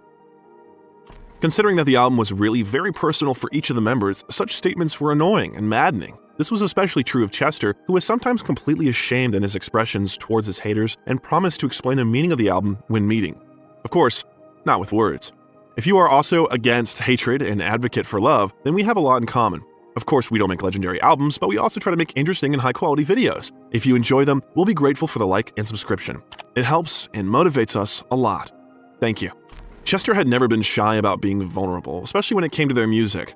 After the album release and mixed reactions to it, Chester wrote this on his Instagram. Everyone has a right to their opinion. This post is not for everyone. We're used to people reacting differently to our music, but there's something I can't stand. These are people who question how hard we work to make our music. People who question the heart and soul of my band. I don't care if some people in the industry don't like the direction of the music we're making. I would like you to tell me to my face. There is a line that cannot be crossed. It's easy to hide behind a computer screen. It's easy to be smart when you don't have to look someone in the eye. Don't like music? Fine. Do you like it? Also good. Just don't act as if you know me and as if you know what hard work this is. Fuck! That was good. And the recording itself took place in a very tense atmosphere related to Chester's personal problems. His stepfather was diagnosed with cancer. Alcohol returned to his life, and for some time, Chester had to be treated again in order not to finally let go of the shore. In one of his last interviews, there was no direct indication of what he was going to do, but at times, you could feel how frustrated Chester was. He saw how people couldn't cope with depression, with relationships, with children, but most importantly with themselves. Once he said that he did not understand how his wife Talinda still did not leave him. Maybe Chester was joking. The fact was that he was a good cook. In February, Chester was on the radio in Los Angeles and spoke quite frankly, touching on sensitive topics. Then he said it was difficult for him to just live. Sometimes he felt stuck in one place. Sometimes he managed to break out of this circle, but then everything happened again. The greatest terror for him at that time was to be left alone with himself. When he was with the band, family, fans, he felt great, but when he was alone with himself, everything changed. Perhaps One More Light is the most intimate Linkin Park album. They took what they were feeling at the time and put it into music. Some fans consider this album a farewell note. Nobody can save me. According to Mike, Chester was in great shape, full of enthusiasm and ideas. He wanted to prove once again that he was able to get out of the black hole of despair. Unfortunately, fate had other plans for Chester. One morning, his wife brought him terrible news. Chris Cornell, lead singer of Soundgarden, Temple of the Dog, Audioslave, his close friend, and one of his favorite vocalists, has passed away. Chester had faced death so many times in his life, but that news destroyed him morally. Their friendship began in 2008 during the Project Revolution tour in North America when they sang on the same stage together. They were kindred spirits who had experienced the same suffering, difficult childhood, divorce, and depression. Chester was Chris's son's godfather, and they were family friends for many years. At Chris's funeral, Chester performed the song Hallelujah, which he called his favorite song of all time. Chester later took to social media to share a letter he wrote in memory of his friend. I can't imagine a world without you in it. I pray you find peace in the next life. I send my love to your wife and children, friends and family. Thank you for allowing me to be a part of your life. With all of my love, your friend, Chester Bennington. That same day, Linkin Park performed on Jimmy Kimmel Live and decided to play One More Light, dedicating it to Chris. It was a very emotional performance for both the audience and Chester, who couldn't hold back the tears. The next 2 months were very busy, and Chester gave himself completely to every show. At the last concert in Birmingham, when Chester performed the songs One More Light and Crawling, he left the stage and he sang in the audience, allowing people to hug him and touch him. Later, people will see in this a desire to finally absorb all the warmth and love of their fans. But that evening, no one suspected what would happen in 2 months.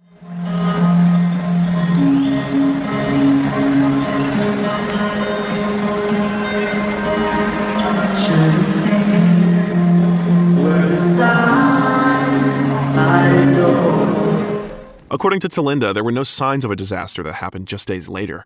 Neither she, nor the children, nor Chester's friends or colleagues noticed anything strange. On the contrary, it seemed to everyone that he managed to survive the last events and gradually recovered from the shock. Chester didn't seem broken or depressed. He wanted to work on music and sent a few messages to Robert DeLeo, with whom he played in Stone Temple Pilots. He also planned, or pretended to plan, future performances and sent several emails to musician friends with the offer to perform together soon. Unfortunately, none of this was destined to come true. I don't suffer from depression. I never have. And watching my husband go through it, I had no idea. I could not relate.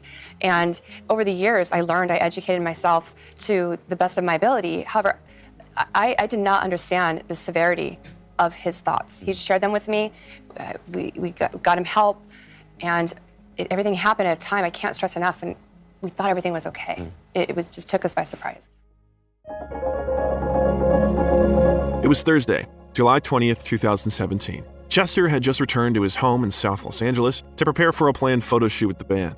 At 9 a.m., the driver was ready to pick him up, but no one left the house.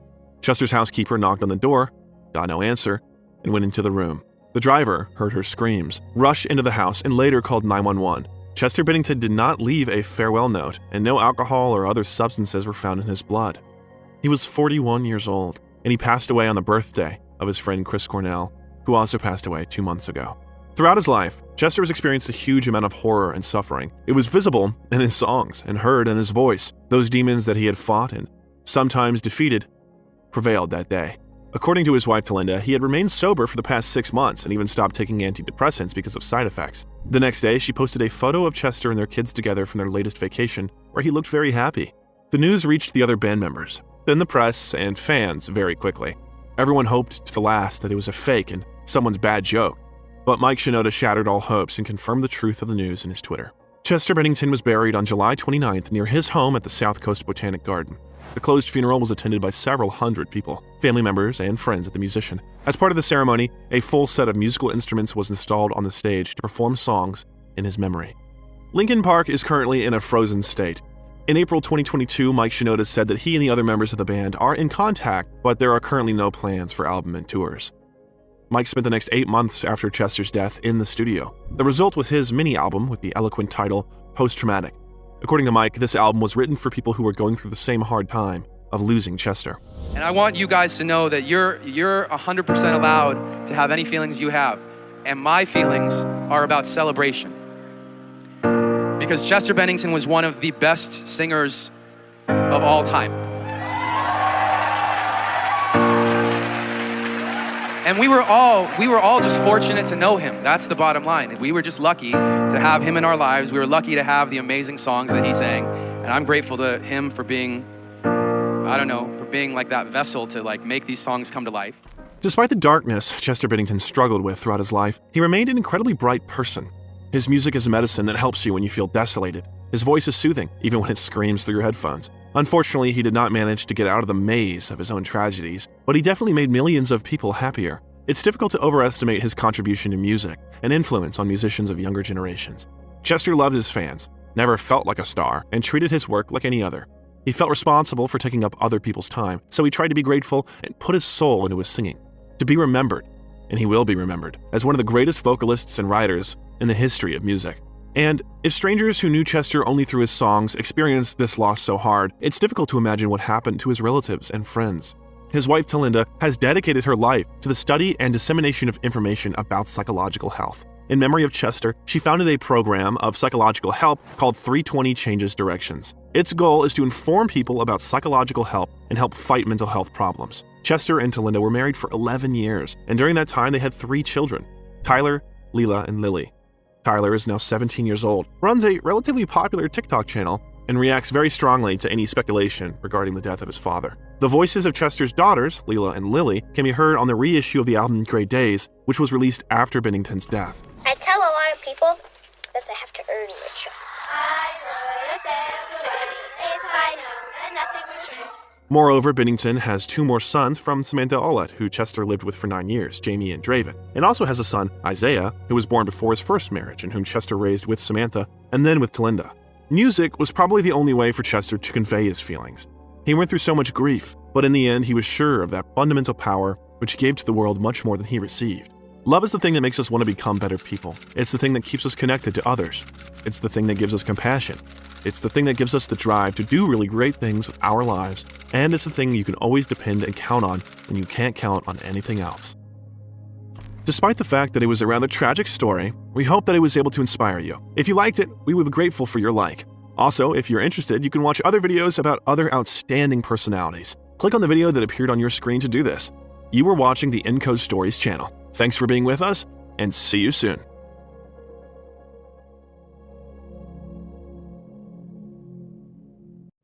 Did you just spit when you... I did, I'm so fucking excited. I'm so excited. I spit when I speak. So fucking excited I am about this.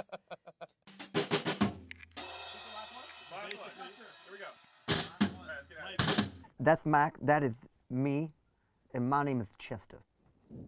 Life is so weird. Yeah. You know, I mean, there are like periods of time where I feel like I've got it, like all my stuff together. You know what I mean? Like, and then there are periods of time where I'm just like, I am such a failure at everything, and I just like, I can't do anything right. Like, I'm a horrible dad, I'm a horrible husband.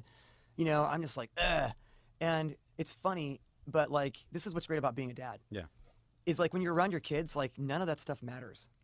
Right. It's when you start to like when I start to project my adult stuff onto my kids, that's when I'm like, I realize I'm kind of being a jerk. Yeah. You know, and like, or even like just like being a jerk to my wife or whatever. And it's like, I need to step back and I start to like, you know, talk to my kid about his feelings and stuff. And like, we've been counting our blessings at night, and it's like little things like actually, that. like trying to you know, record he's your, like, it was like one day he was like, you know, Dad, you ever just like had a day where like, even though you should be happy, like everything's just bad? And I'm just like, yeah, buddy, I have. Like, he's like, yeah, I'm having one of those days. And I was like, well, let's focus on like, you know, maybe we should think about all the things that we do have. Right. That it's really great. Because sometimes we get caught up on the one thing that's bad. It's like, I'm the kind of guy, this is me on stage. There's 30,000 people like going up, going, yeah. And I see the one dude who's just like, I hate you. Yeah. But and I'm like, why? And I have to, and all my attention goes to that one little flaw. Yeah. You know, and like there's all this great stuff going on, and like I'm not even paying attention to. But all the I think great a lot of incredibly high achieving, high functioning people are like that. If you're not that way, it's very easy to kind of get caught up into believing all the positive, and then you get lethargic. You don't want to push to. Well, as a competitor, as a competitive person, I see the person in the crowd, and I go, "Why aren't you liking this? And what do I have to do?" Yeah. You know, and how do I win? Yeah. Right. And but when you do that with everything else in life, it's not really. You can't that be cool. that way with a dad. You Yeah. know? You can't be that way with a dad or a husband. Yeah. And so, it's really strange, but something as simple as going, you know, man, I know you really wanted that balloon and it popped, but, you know, there's a whole bag over here that's like of balloons that you can have. And it's like, you know, we start talking like that with your kids. They start to realize like, okay, there's other things. And yeah. And all of a sudden, like next thing you know, like every night we're counting our blessings. And, you know, it helps you. It's really caused me to kind of look at life a little differently, because I'm kind of focused on these like very specific problems, and I kind of, you know, and those become everything. Mm-hmm. And it's fun to, you know, be a dad and just kind of like remove yourself from that and just focus on your kids. And somehow it relates to the things that go on in your own life. And, you know, kind of like fathering yourself, or kind of like raising yourself with your kids, because you kind of realize like, I can't be the guy I'm with my friends with my kids. Yeah. You know what I mean? Like I have to be a dad. And so you have, you know, as a dad, you kind of have to just be a man, and you find the time to do the things you have to do, and be the person you have to be, because that's what you're supposed to do. Chester, you hit a point where you needed to really take stock of where you were at. What was going on for you? Well, I think for me, the success of the band was never really the thing that was the problem for me. I mean, a lot of my stuff I was carrying around for a long time. And then it was also like the relationship, you know, honestly, between my ex-wife and I at the time really played a huge role in kind of how I viewed the world, and kind of how I secluded myself in a lot of ways from people, because when your home life is so weird, you kind of don't want people to see a lot of it. So you kind of, you know, you just let people see a little bit of it. But when you do that, you kind of find yourself really not knowing who you are. And I knew that it got to a point where the person that I knew who I was in my mind and in my soul, I wasn't being that person outwardly in the world. And so that kind of fucks with you a little bit. So I think for me, you know, it was more of a personal, spiritual journey, as opposed to like how am I reacting to the success of what I love to do. And that's when everything else caught up at the same time. So the stuff that I was carrying from my childhood, with that, coupled with probably the fact that I was successful and I could kind of disappear for a while, you know, I think that was a perfect combination for a lot of things where I needed to, you know, reevaluate how I wanted to live my life. And so the band came and helped me out, and I got rid of a lot of things and replaced a lot of things with some. I think that was a really important time. With some good people around me, and good, positive experiences that weren't just the band. A lot of people find as they get older that they have trauma from their past, and that things that are happening today can trigger that trauma. You talk about your divorce. Once that was triggered for you, I mean, a lot of bands go through addiction and problems like that. And once you realize that that's what you were in, and your friends are coming to you saying, hey, you're our friend, you're not just the singer in the band, how can we participate and help you? I'm guessing that music had a lot to do with that. Well, I think for me, music was always the one thing that I enjoyed the most about life. And it was the one thing that was consistently, especially in this group, consistently paying off. So, you put the time into communication, you put time into the work, and then you get the fruit of that, and everyone was kind of moving in sync. So when you have something that's moving in sync, and then you remove yourself from that and then go into the rest of your day, and it's not in sync, it becomes really frustrating. And so in many ways, gears were clicking on really high levels, but for me, things just weren't really moving in every other aspect of my life, moving in the same direction. And so it was that transitional period when we were making Minutes to Midnight. Not only were we transitioning as artists and going, we're working with Rick Rubin, but we're ready to go make a record that doesn't sound anything like what people are going to expect, and it's going to be risky.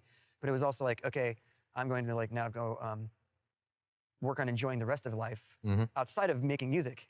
So, it was good that the band took a really long time to kind of experiment and play for me personally, because it gave me a chance to come in and be productive and be able to go away and be productive, and then come in and be productive and go away. And all of a sudden it was like, started coming around, and it was like, oh crap, I don't think the guys ever even really knew who I was as a person up to that point, because I was just like a mess.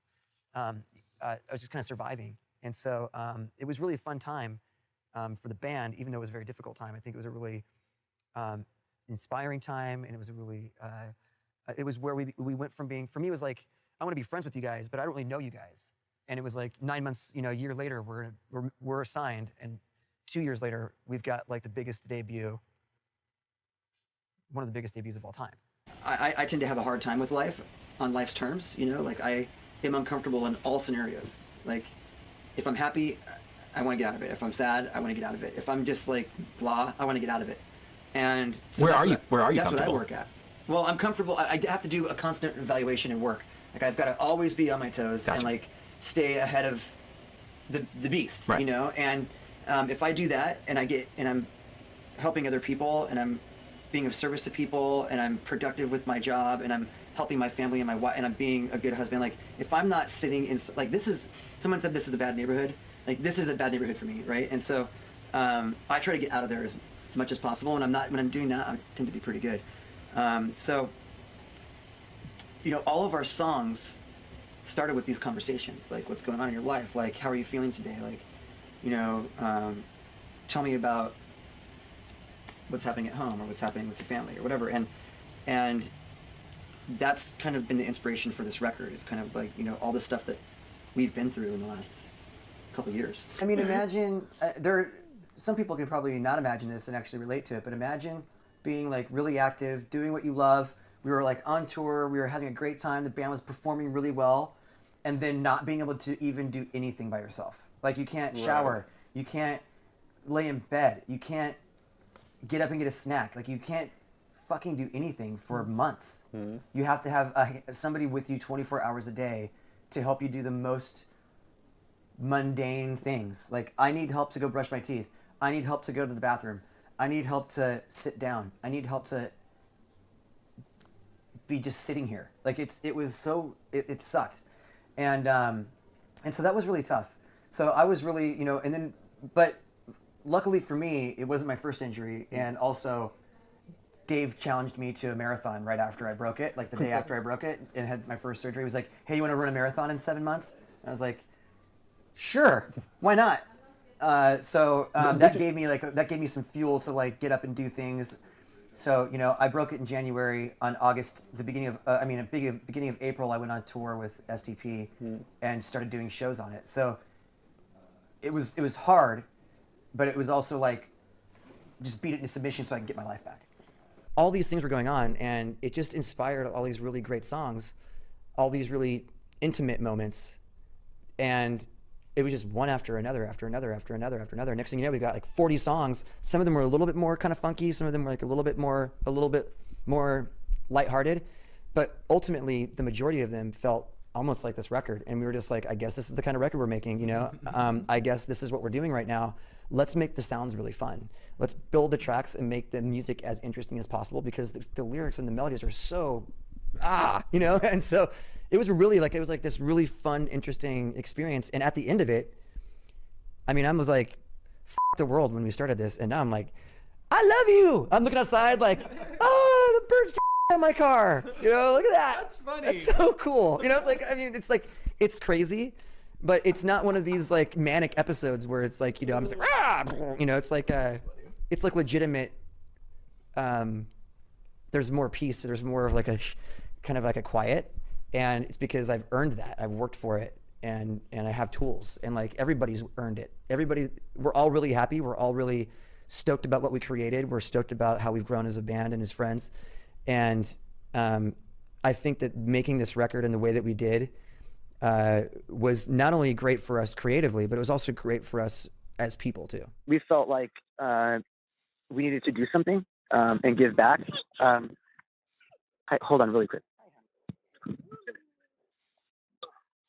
Sorry, when the kids come up and want to hug you, you gotta stop and give kids a hug. So anyways, yeah. The fact that Hybrid Theory, one, that we got signed, we even made the record, that we even got it out, like, we had to fight for that thing, man. Like, it was like, it got ugly at some points, and it was just like, this is what this is gonna be like? Fuck this, man. It was like, at one point, I think we were all just kind of like, I hope they fucking drop us. Then we can just continue to be ourselves and not have these idiots fucking telling us to kick a shoe off and have. That was one of the gimmicks that they suggest. Beakers. Like, just every show, like, you could kick shoes off and that'd be your thing. That's like your thing. Or like, we could put Joe in a fucking chemistry set with beakers, and it's like, he could be the I'm just like, I'm sitting there looking at these people going, when are you going to shut the fuck up and leave? Like, are you seriously? Like, what do you do? Where did you come from? And why do you think you can come into our band and tell us what we're making? We make the record. I don't fucking care how many albums you watched somebody else make. This is Chester's inner 16-year-old popping out. This is the thing. When we made Hybrid Theory, it was like, we don't care. We are making the music, and we don't care about what you've observed somebody else do in your career. You didn't make anything. Why are you in here telling us how to make something? Like, seriously, like, I just have this to put this out there. As a society, I think there's a lot of things we do that are kind of ridiculous, and I think that, like, telling people who they are allowed to be married to and who they can't be, like, in love with or whatever, like, if 5 people want to be married to each other, does it really matter? Like, do you really care? I care Does it really affect your life? I don't understand the anti-same-sex marriage or even freedom to marry. I don't understand that. How it affects you. It spreads to all things, though. I mean, it spreads to so many different things. It's like, I see people and they're like, why do you put those things in your ears? And it's like, well, because I like them. And you don't have to. And that's what's so cool about it. Like, same with, like, marriage. It's like your life. It's like, who cares? Yeah. Like, seriously, like, who really cares? A lot of people who have concerns about how other people live their lives. Stop worrying about my soul or whatever it is you're worried about that's not yours, that's mine. Like, just leave it alone. Most of those people are not married. I think, if this had been written, if we had started writing in 2015, when I personally was just like, fuck the world, it would have been, I would have been in there like singing songs about fuck the world. Like, like I remember, I still have lyrics in my phone. Like, one of the songs is called I Hate the World right now. And that's literally like the punchline of that was the whole chorus. That's funny. You know what I mean? I didn't know that. And like, I love that. The lyrics are like, I want to punch a hole through the ceiling. You know what I mean? Like, that was where I was at. And then, I got through that part, and then I got through another part, and then it was talking about where I was at after all of those emotions and kind of like dealing with that. So it really is a good representation of where we are now as opposed to anything else. Yeah. And then final question, because my time's up. But so, is there a silver lining about 2015 for you now? No, I fucking hate that. Fair enough. Fuck 2015. All right. Right in its butthole.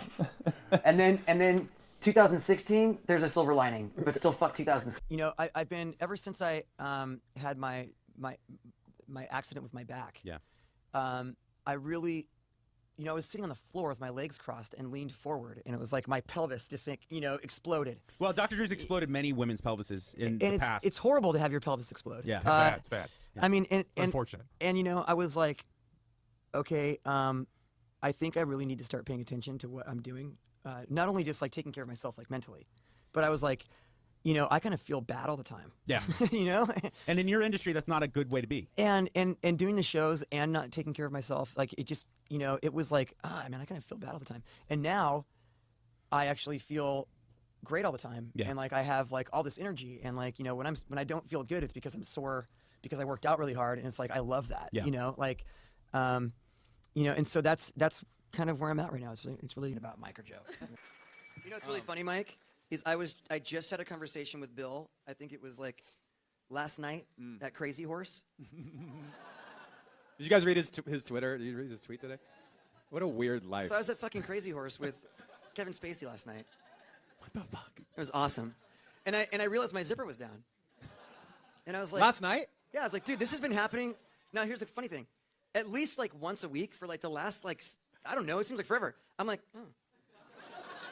What's wrong with you? What the hell's going on with my brain? That I'm just like, oh, I'm not gonna finish putting my pants on. You know what's funny? It's like that's the type of thing where people eventually would be like, oh, it's kind of like I think that's his new thing. I think he's like trying to start Dude, a that's trend. the new shit. Yeah. It's just the new shit. You it's like no. People don't take the thing off their bomber jackets, and I Yeah, don't. that's I don't like a zip up thing, my he pants doesn't because zip that's his like the pants. cool. Like I got dope underwear. You know what I mean? Like that shit's Look cool to at look that. at.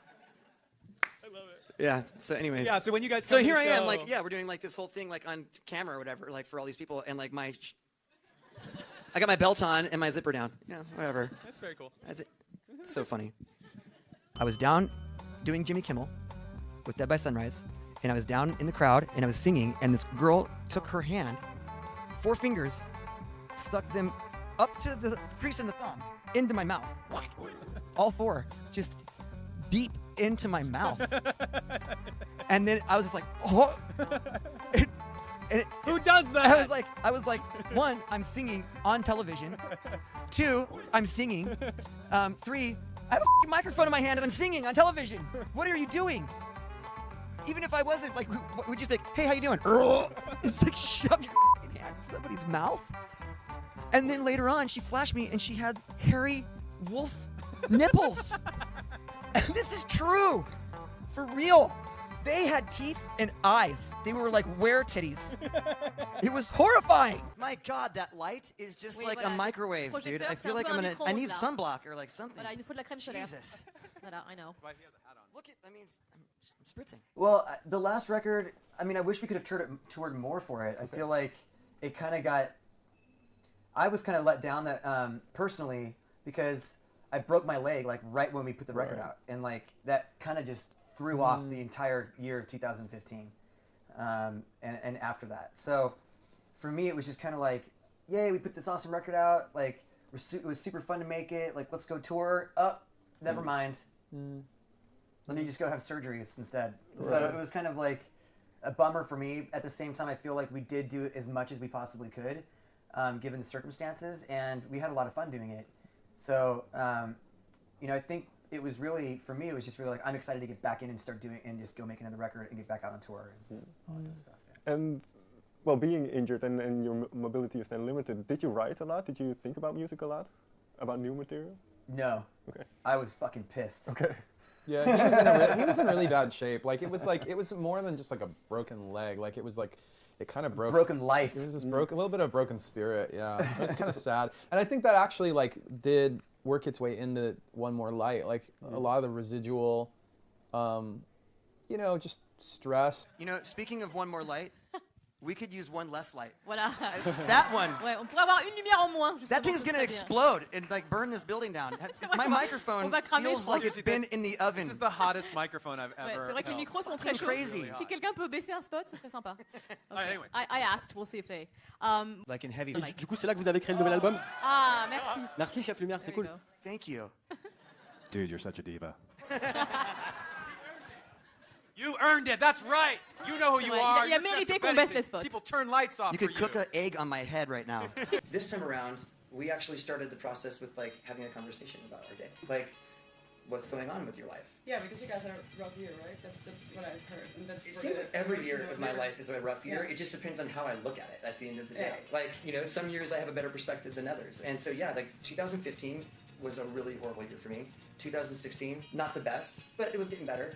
2017, fucking kicking ass. I know for me, like I get in a place where, you know, when I'm stuck up in here, it's all I can think about, you know, and whatever that thought process is, whether it's a negative thought process, whether it's a depressive thought process or fear or whatever, I kind of get stuck there.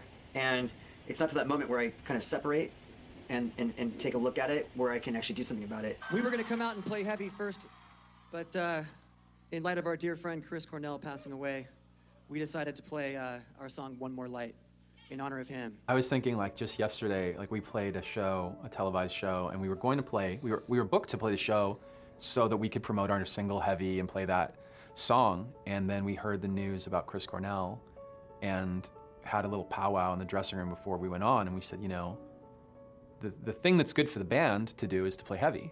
But the right thing to do is play One More Light because it's about the loss of a friend. And it's one of the most important songs on the record. And it may never be a single, but it's just an important song, and it's the right song to play, so that's what we ended up doing. Well, when we were doing a sound check, Chester couldn't even make it through the song. He was getting halfway through and getting choked up. And even when we did play the whole song, and it was live on TV, or filmed for TV, he kind of just stopped, like towards the end, like he missed the last couple lines of it, just couldn't finish the song.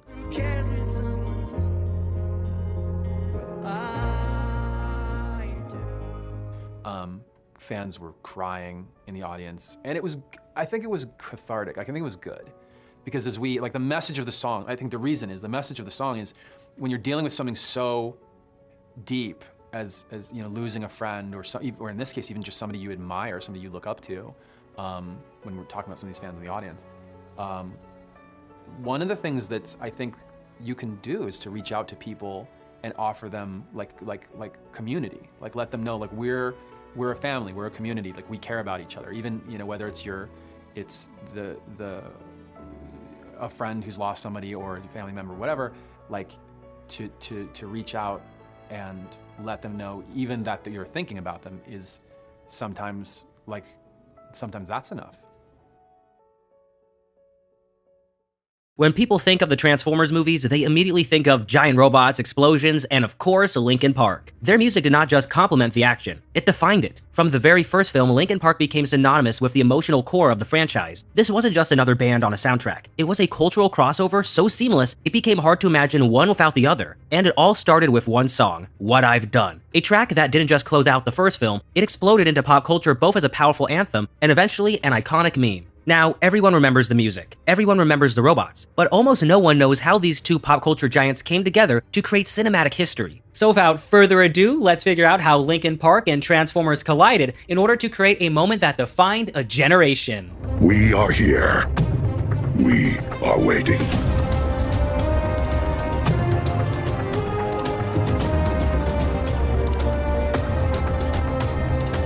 Alright, so the story that has been floating around for years about how Linkin Park got involved with the Transformers franchise goes something a little like this. Linkin Park met Megan Fox backstage at one of their concerts. She was a fan of the band, and they were fans of Transformers. Knowing that she was going to be the lead actress in the then upcoming Transformers film, they asked her if their music could be used in the movie, and Fox supposedly pulled some strings behind the scenes, which led to What I've Done being featured in the film. It's a cool story, one that fans have repeated so often it's practically become gospel, but there's just one problem. There's no official source confirming this version of events. No interview with the band, no production notes, and no statements from Megan Fox herself or Michael Bay or anyone else involved. It's an unverified rumor, plain and simple. In fact, if you trace it back, the earliest known version of this story comes from a 2009 post on the TFW 2005 forums, a popular Transformers fan site. The post never cited a source, nor did it link any kind of interview or press coverage. But like so many things on the internet, it spread, ending up in several short-form videos and fan wikis that over time it became accepted as truth by people who just assumed it had to be real. But the real story of how Linkin Park ended up in Transformers, that one actually comes from the band themselves, and it paints a very different picture. You see, in a 2017 interview with Brazil's 89 FM, guitarist Brad Delson gave the most direct explanation we've ever gotten. According to him, Linkin Park was already thinking about including one of their songs in the first Transformers movie. This wasn't something random. The idea was already floating around internally while the band was working on their third studio album, Minutes to Midnight. That's when director Michael Bay stepped in and brought more than just a conversation. You see, Bay and his team arranged a meeting with the band at a hotel, where they showed them early footage from Transformers, but with the band's music edited into it. Delson did not specify which song it was, only that the track hadn't been released yet, and that it only existed as a small preview. It was a curious fact, because when we were thinking about including one of our songs in the film Transformers, director Michael Bay came to this hotel with his team, and they showed us a bit of the film with our music. We talked and ended up building a connection between Linkin Park songs and the films. The song had not been released yet. There was only a small preview. It was kind of behind-the-scenes work. This meeting marked the beginning of Linkin Park's relationship with the Transformers franchise, a quiet behind-the-scenes collaboration that started not with rumors or celebrity favors, but with a private creative exchange between a director and a band looking to take their music to the big screen. Now, while we don't have an official statement explaining why What I've Done was chosen specifically, we do know that it ended up playing a major role in the final film. The track was featured during the emotional closing scene, as Optimus Prime delivers his message to the stars. It wasn't just background music, it became the film's unofficial anthem. But what makes this even more incredible is that What I've Done almost almost did not exist. The song was the very last track written for Linkin Park's album Minutes to Midnight. According to the album's liner notes, the band initially thought that the record was complete, but after sharing it with some close friends, the feedback hit hard. Something was missing. One more song. Something that tied the whole thing together. And with deadlines looming, that was a terrifying thought. But instead of panicking, the band rose to the challenge. In just over a week, an incredibly short turnaround compared to the months they had spent working on their other songs, What I've Done was born. A song they hadn't even planned to write ended up becoming the glue that held the whole album together. And yet, despite all the pressure and uncertainty, this was the song that would end up closing one of the biggest blockbusters of the decade. And it did not just make an impact in the film, it became a massive hit in its own right. The song debuted at number 7 on the Billboard Hot 100, making it one of the highest debuts of the decade and the band's biggest opening at the time. It shot to number 1 on the modern rock and mainstream rock charts, holding the top spot on alternative songs for 15 weeks straight, tying the all-time record at the time. It would go on to sell over 3.7 million copies in the United States alone, and would be certified 6 times platinum by the RIAA. Its music video, which blended powerful imagery of war, pollution, protests, and global unrest, also became the first Linkin Park song to reach number 1 on MTV's TRL, further cementing its place as a cultural touchstone. With the Transformers film dominating the global box office and What I've Done climbing the charts around the world, the connection between the two was now cemented. Linkin Park wasn't just another band featured in a blockbuster, they were part of the franchise's identity now. So when production began on Transformers Revenge of the Fallen, Michael Bay wanted them back, and this time, instead of licensing an existing song, he asked Linkin Park to create something original, something specifically made for the next chapter of the story. But before we dive into that, I want to address all my viewers in Europe. If you've ever felt like you're missing out on the best Transformers figures because they're always stuck in the US or Asia, I've got a solution for you. Transforverse.eu, a collector-run shop based in Europe that brings Transformers figures straight to European collectors. Whether you're into the mainline studio series and legacy stuff, high-end collectibles like 3-0, or even fun model kits like Blockies, they've got it all. They actually sent me a few things to show you guys. First up, this little guy, Core Class Dark of the Moon Bumblebee. A small, fun little guy that is perfect for your desk. It's so much fun to flip this guy back and forth from vehicle to robot. Next, they sent me another Bumblebee, but this guy is a lot larger. It's the 3-0 DLX Bumblebee from Transformers The Last Night. This thing is insanely detailed, superposable, and honestly feels like it walked straight out of the movie. It's literally a CGI model in the palm of your hands, and his hammer is so much fun to mess around with. And finally, something a little different. The Blockies Rise of the Beast Nemesis Prime Classic Class Model Kit. This one's an adorable build, and honestly, it was a blast to put him together. He'll be chilling right on top of my Dark of the Moon clapperboard, right next to my Blockies 2007 Optimus Prime and Megatron, a Stormtrooper Funko Pop, a Coca-Cola bear playing golf, a Jack-in-the-Box bobblehead, and a plush of the Taco Bell dog who at the moment is currently holding Squidward hostage. So yeah, Nemesis Prime's got a pretty cool new home. And I've gotta say, the whole experience with Transformers has been smooth from start to finish. With over 250 positive reviews on Trustpilot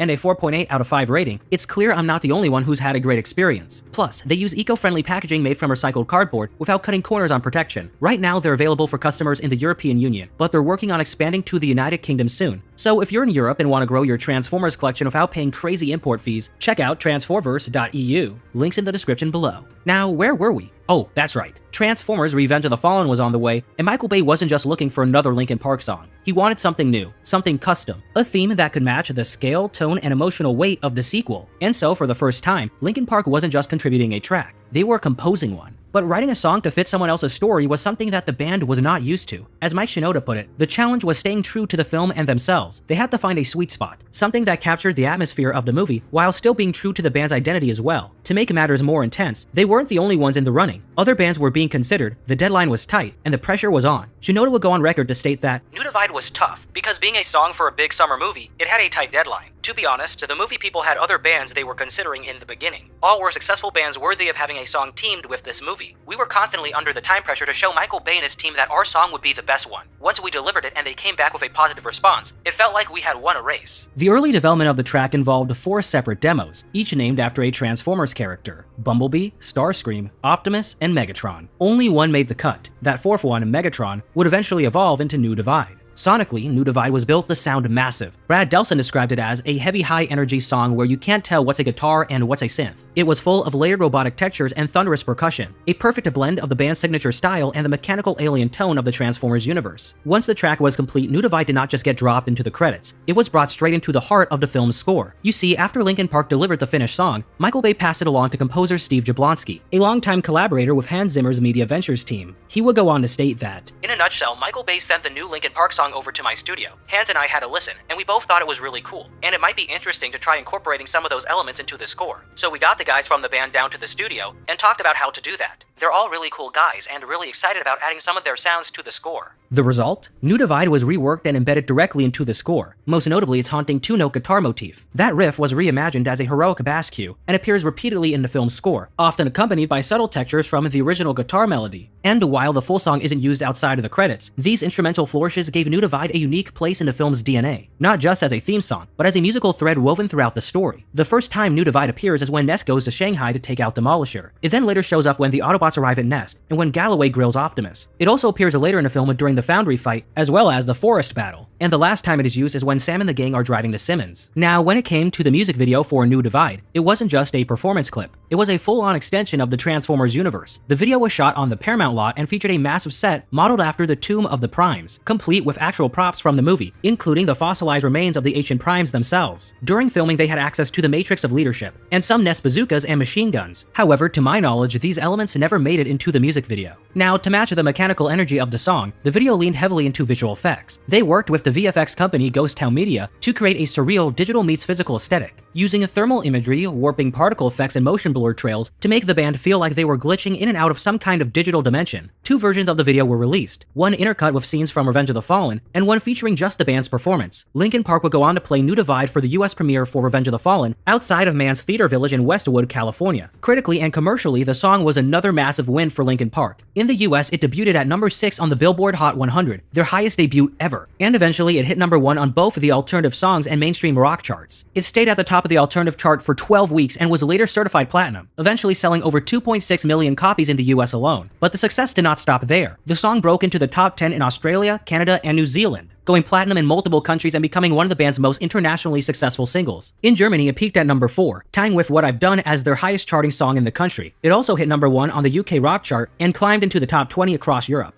It was cinematic, it was global, and it was proof that Linkin Park was not just part of the Transformers franchise anymore. They were now helping to define it. And with Transformers Dark of the Moon on the way, there was no question that they were coming back. But this time, things felt different. The tone of the franchise was shifting, the stakes were higher, the losses were heavier, and the music needed to reflect that. Instead of going bigger and louder, Michael Bay and the band made a bold choice. They went quieter, more introspective, more human. The song they chose wasn't a fist bumper, it was Iridescent, a track that brought something new to the trilogy, reflection. According to Mike Shinoda, the idea came from a conversation with Bay himself. A few months ago, I got on the phone with Michael Bay, who wanted to discuss the possibility of our band continuing our run with songs paired with the Transformers films. We, his team, and our band all have enjoyed working together on the past two, and he wanted to discuss the ideas we might have for Transformers 3: Dark of the Moon. In particular, one song came up immediately. That song was Iridescent. It had already become a fan favorite during live shows, and Shinoda believed it matched the emotional tone of the film perfectly. Not bombastic or chaotic, but hopeful and reflective. Michael Bay agreed, saying he loved pairing the song with the film because he felt like it spoke directly to the storyline. Originally, Iridescent was the 12th track on Linkin Park's 2010 album, 1,000 Suns, their most experimental and politically charged record to date. While the album blended industrial textures with abstract concepts of war, humanity, and technology, Iridescent stood out as a moment of calm within the chaos, built on a simple piano melody. The song gradually swelled into a sweeping climax of layered guitars, percussion, and gang vocals. Chester Bennington called it one of his favorites on the record, praising the way it built slowly into an emotional release. To make it fit the pacing of Dark of the Moon, the band created a slightly reworked edit of the song, often referred to as the Energy Up version. This remix shortened the runtime by about a minute, and added drums right from the beginning, building momentum faster to suit the tone and structure of the film. Shinoda explained that the request came from their label's radio department, who wanted something that picked up energy and got to the emotional hook sooner. He also noted that the process was tedious since the band was on tour at the time, sending mix notes back and forth on the road. Just like with New Divide, Iridescent wasn't just dropped into the end credits. It was transformed into a reoccurring musical motif throughout the film's score. Hans Zimmer and Steve Jablonsky worked closely with Linkin Park to adapt the film's melodic elements for key emotional moments across the movie. Rather than using the full vocal version, they focused on the song's haunting piano and synth motifs, reworking them into instrumental passages that could evolve and shift based on the scene's tone. The first time Iridescent appears is when Sam discovers Carly has been given a new car and suggests that they should sell it and buy a house. The second time it appears, the melody is shifted into G minor, as Sam chooses to stay behind with the Autobots while Carly goes off to Dylan's party. The third time it appears, it is toned in A minor, when Sam is getting couples counseling from his parents. The fourth and most impactful appearance is when Sam and Epps infiltrate a ruined Chicago. Again, the theme is in A minor, but this time layered with Shinoda's vocals, pushing the emotional gravity of the moment. Finally, the song returns in full as the credits roll, starting with an instrumental of the first verse in A minor, before transitioning into the single edit of the track. But even here, it is modified. The third chorus is cut entirely, flowing directly into the climatic Let It Go bridge before fading into the final chorus. Now, Iridescent did not just bring emotional weight to the film's ending. It also got one of the most visually ambitious music videos Linkin Park has ever made. For the video, the goal was to merge the soulfulness of Transformers' Dark of the Moon with the soulfulness of Linkin Park's music, to explore how humanity might react if faced with the kind of destruction the Decepticons represent. The video presents a surreal post-apocalyptic world, filled with symbolism, religious imagery, and warped versions of power and decay. Visually, it's striking. Color graded in black and white streaks of iridescent color, the video reflects the song's name both in theme and texture. The video also integrates actual footage from Dark of the Moon, blending the cinematic with the surreal. Several Transformers appear between scenes of destruction, tying the narrative of the video back into the film's world. Production-wise, the video pushed technical boundaries. It was mixed in Dolby Surround 7.1 and converted into full 3D by Plasmor Lab. The final result was shown in select theaters after Dark of the Moon's credits rolled, creating a rare crossover between a music video and a theatrical film experience. Behind the scenes, things got even weirder. Mike Shinoda, who hates snakes, was asked to hold one for 5 hours, and Chester Bennington had his face submerged in warm milk. Much of the crew had to work under tight deadlines to get the 3D elements done in time for the movie's premiere. But despite the surreal imagery, the goal was always the same: to make a video that didn't just look cool, but felt like the emotional counterpart to the film's story. An alternative version of the music video exists. This version is slightly different from the original, with the scene of Optimus Prime at 1 minute and 13 seconds being replaced by a scene of dogs running. Some of the colors present on the original video are absent in this version, and Bumblebee is shown in black and white instead of yellow. Now, Iridescent wasn't just a music video. It was a moment, and that moment reached its peak in one of the most ambitious film premieres of all time. You see, on June 23, 2011, Transformers: Dark of the Moon held its world premiere at the Moscow International Film Festival. This event was massive, staged in front of thousands at Red Square, and prompted as the biggest premiere in Paramount's history. To celebrate the occasion, Linkin Park performed a full outdoor concert right there in the heart of Moscow, bringing Iridescent to life on stage. Interestingly enough, it was the only live performance of the Energy Up remix. While it wasn't a chart-topping smash like What I've Done or New Divide, Iridescent still held its own. The single peaked at number 81 on the US Billboard Hot 100 and reached number 21 on the Alternative Songs chart before its official release. In the UK, it climbed to number 2 on the rock chart and made a modest debut on the main singles chart at number 93. After Dark of the Moon, it felt inevitable that Linkin Park would return for the next chapter. Their music had become a staple of the franchise, not just in the end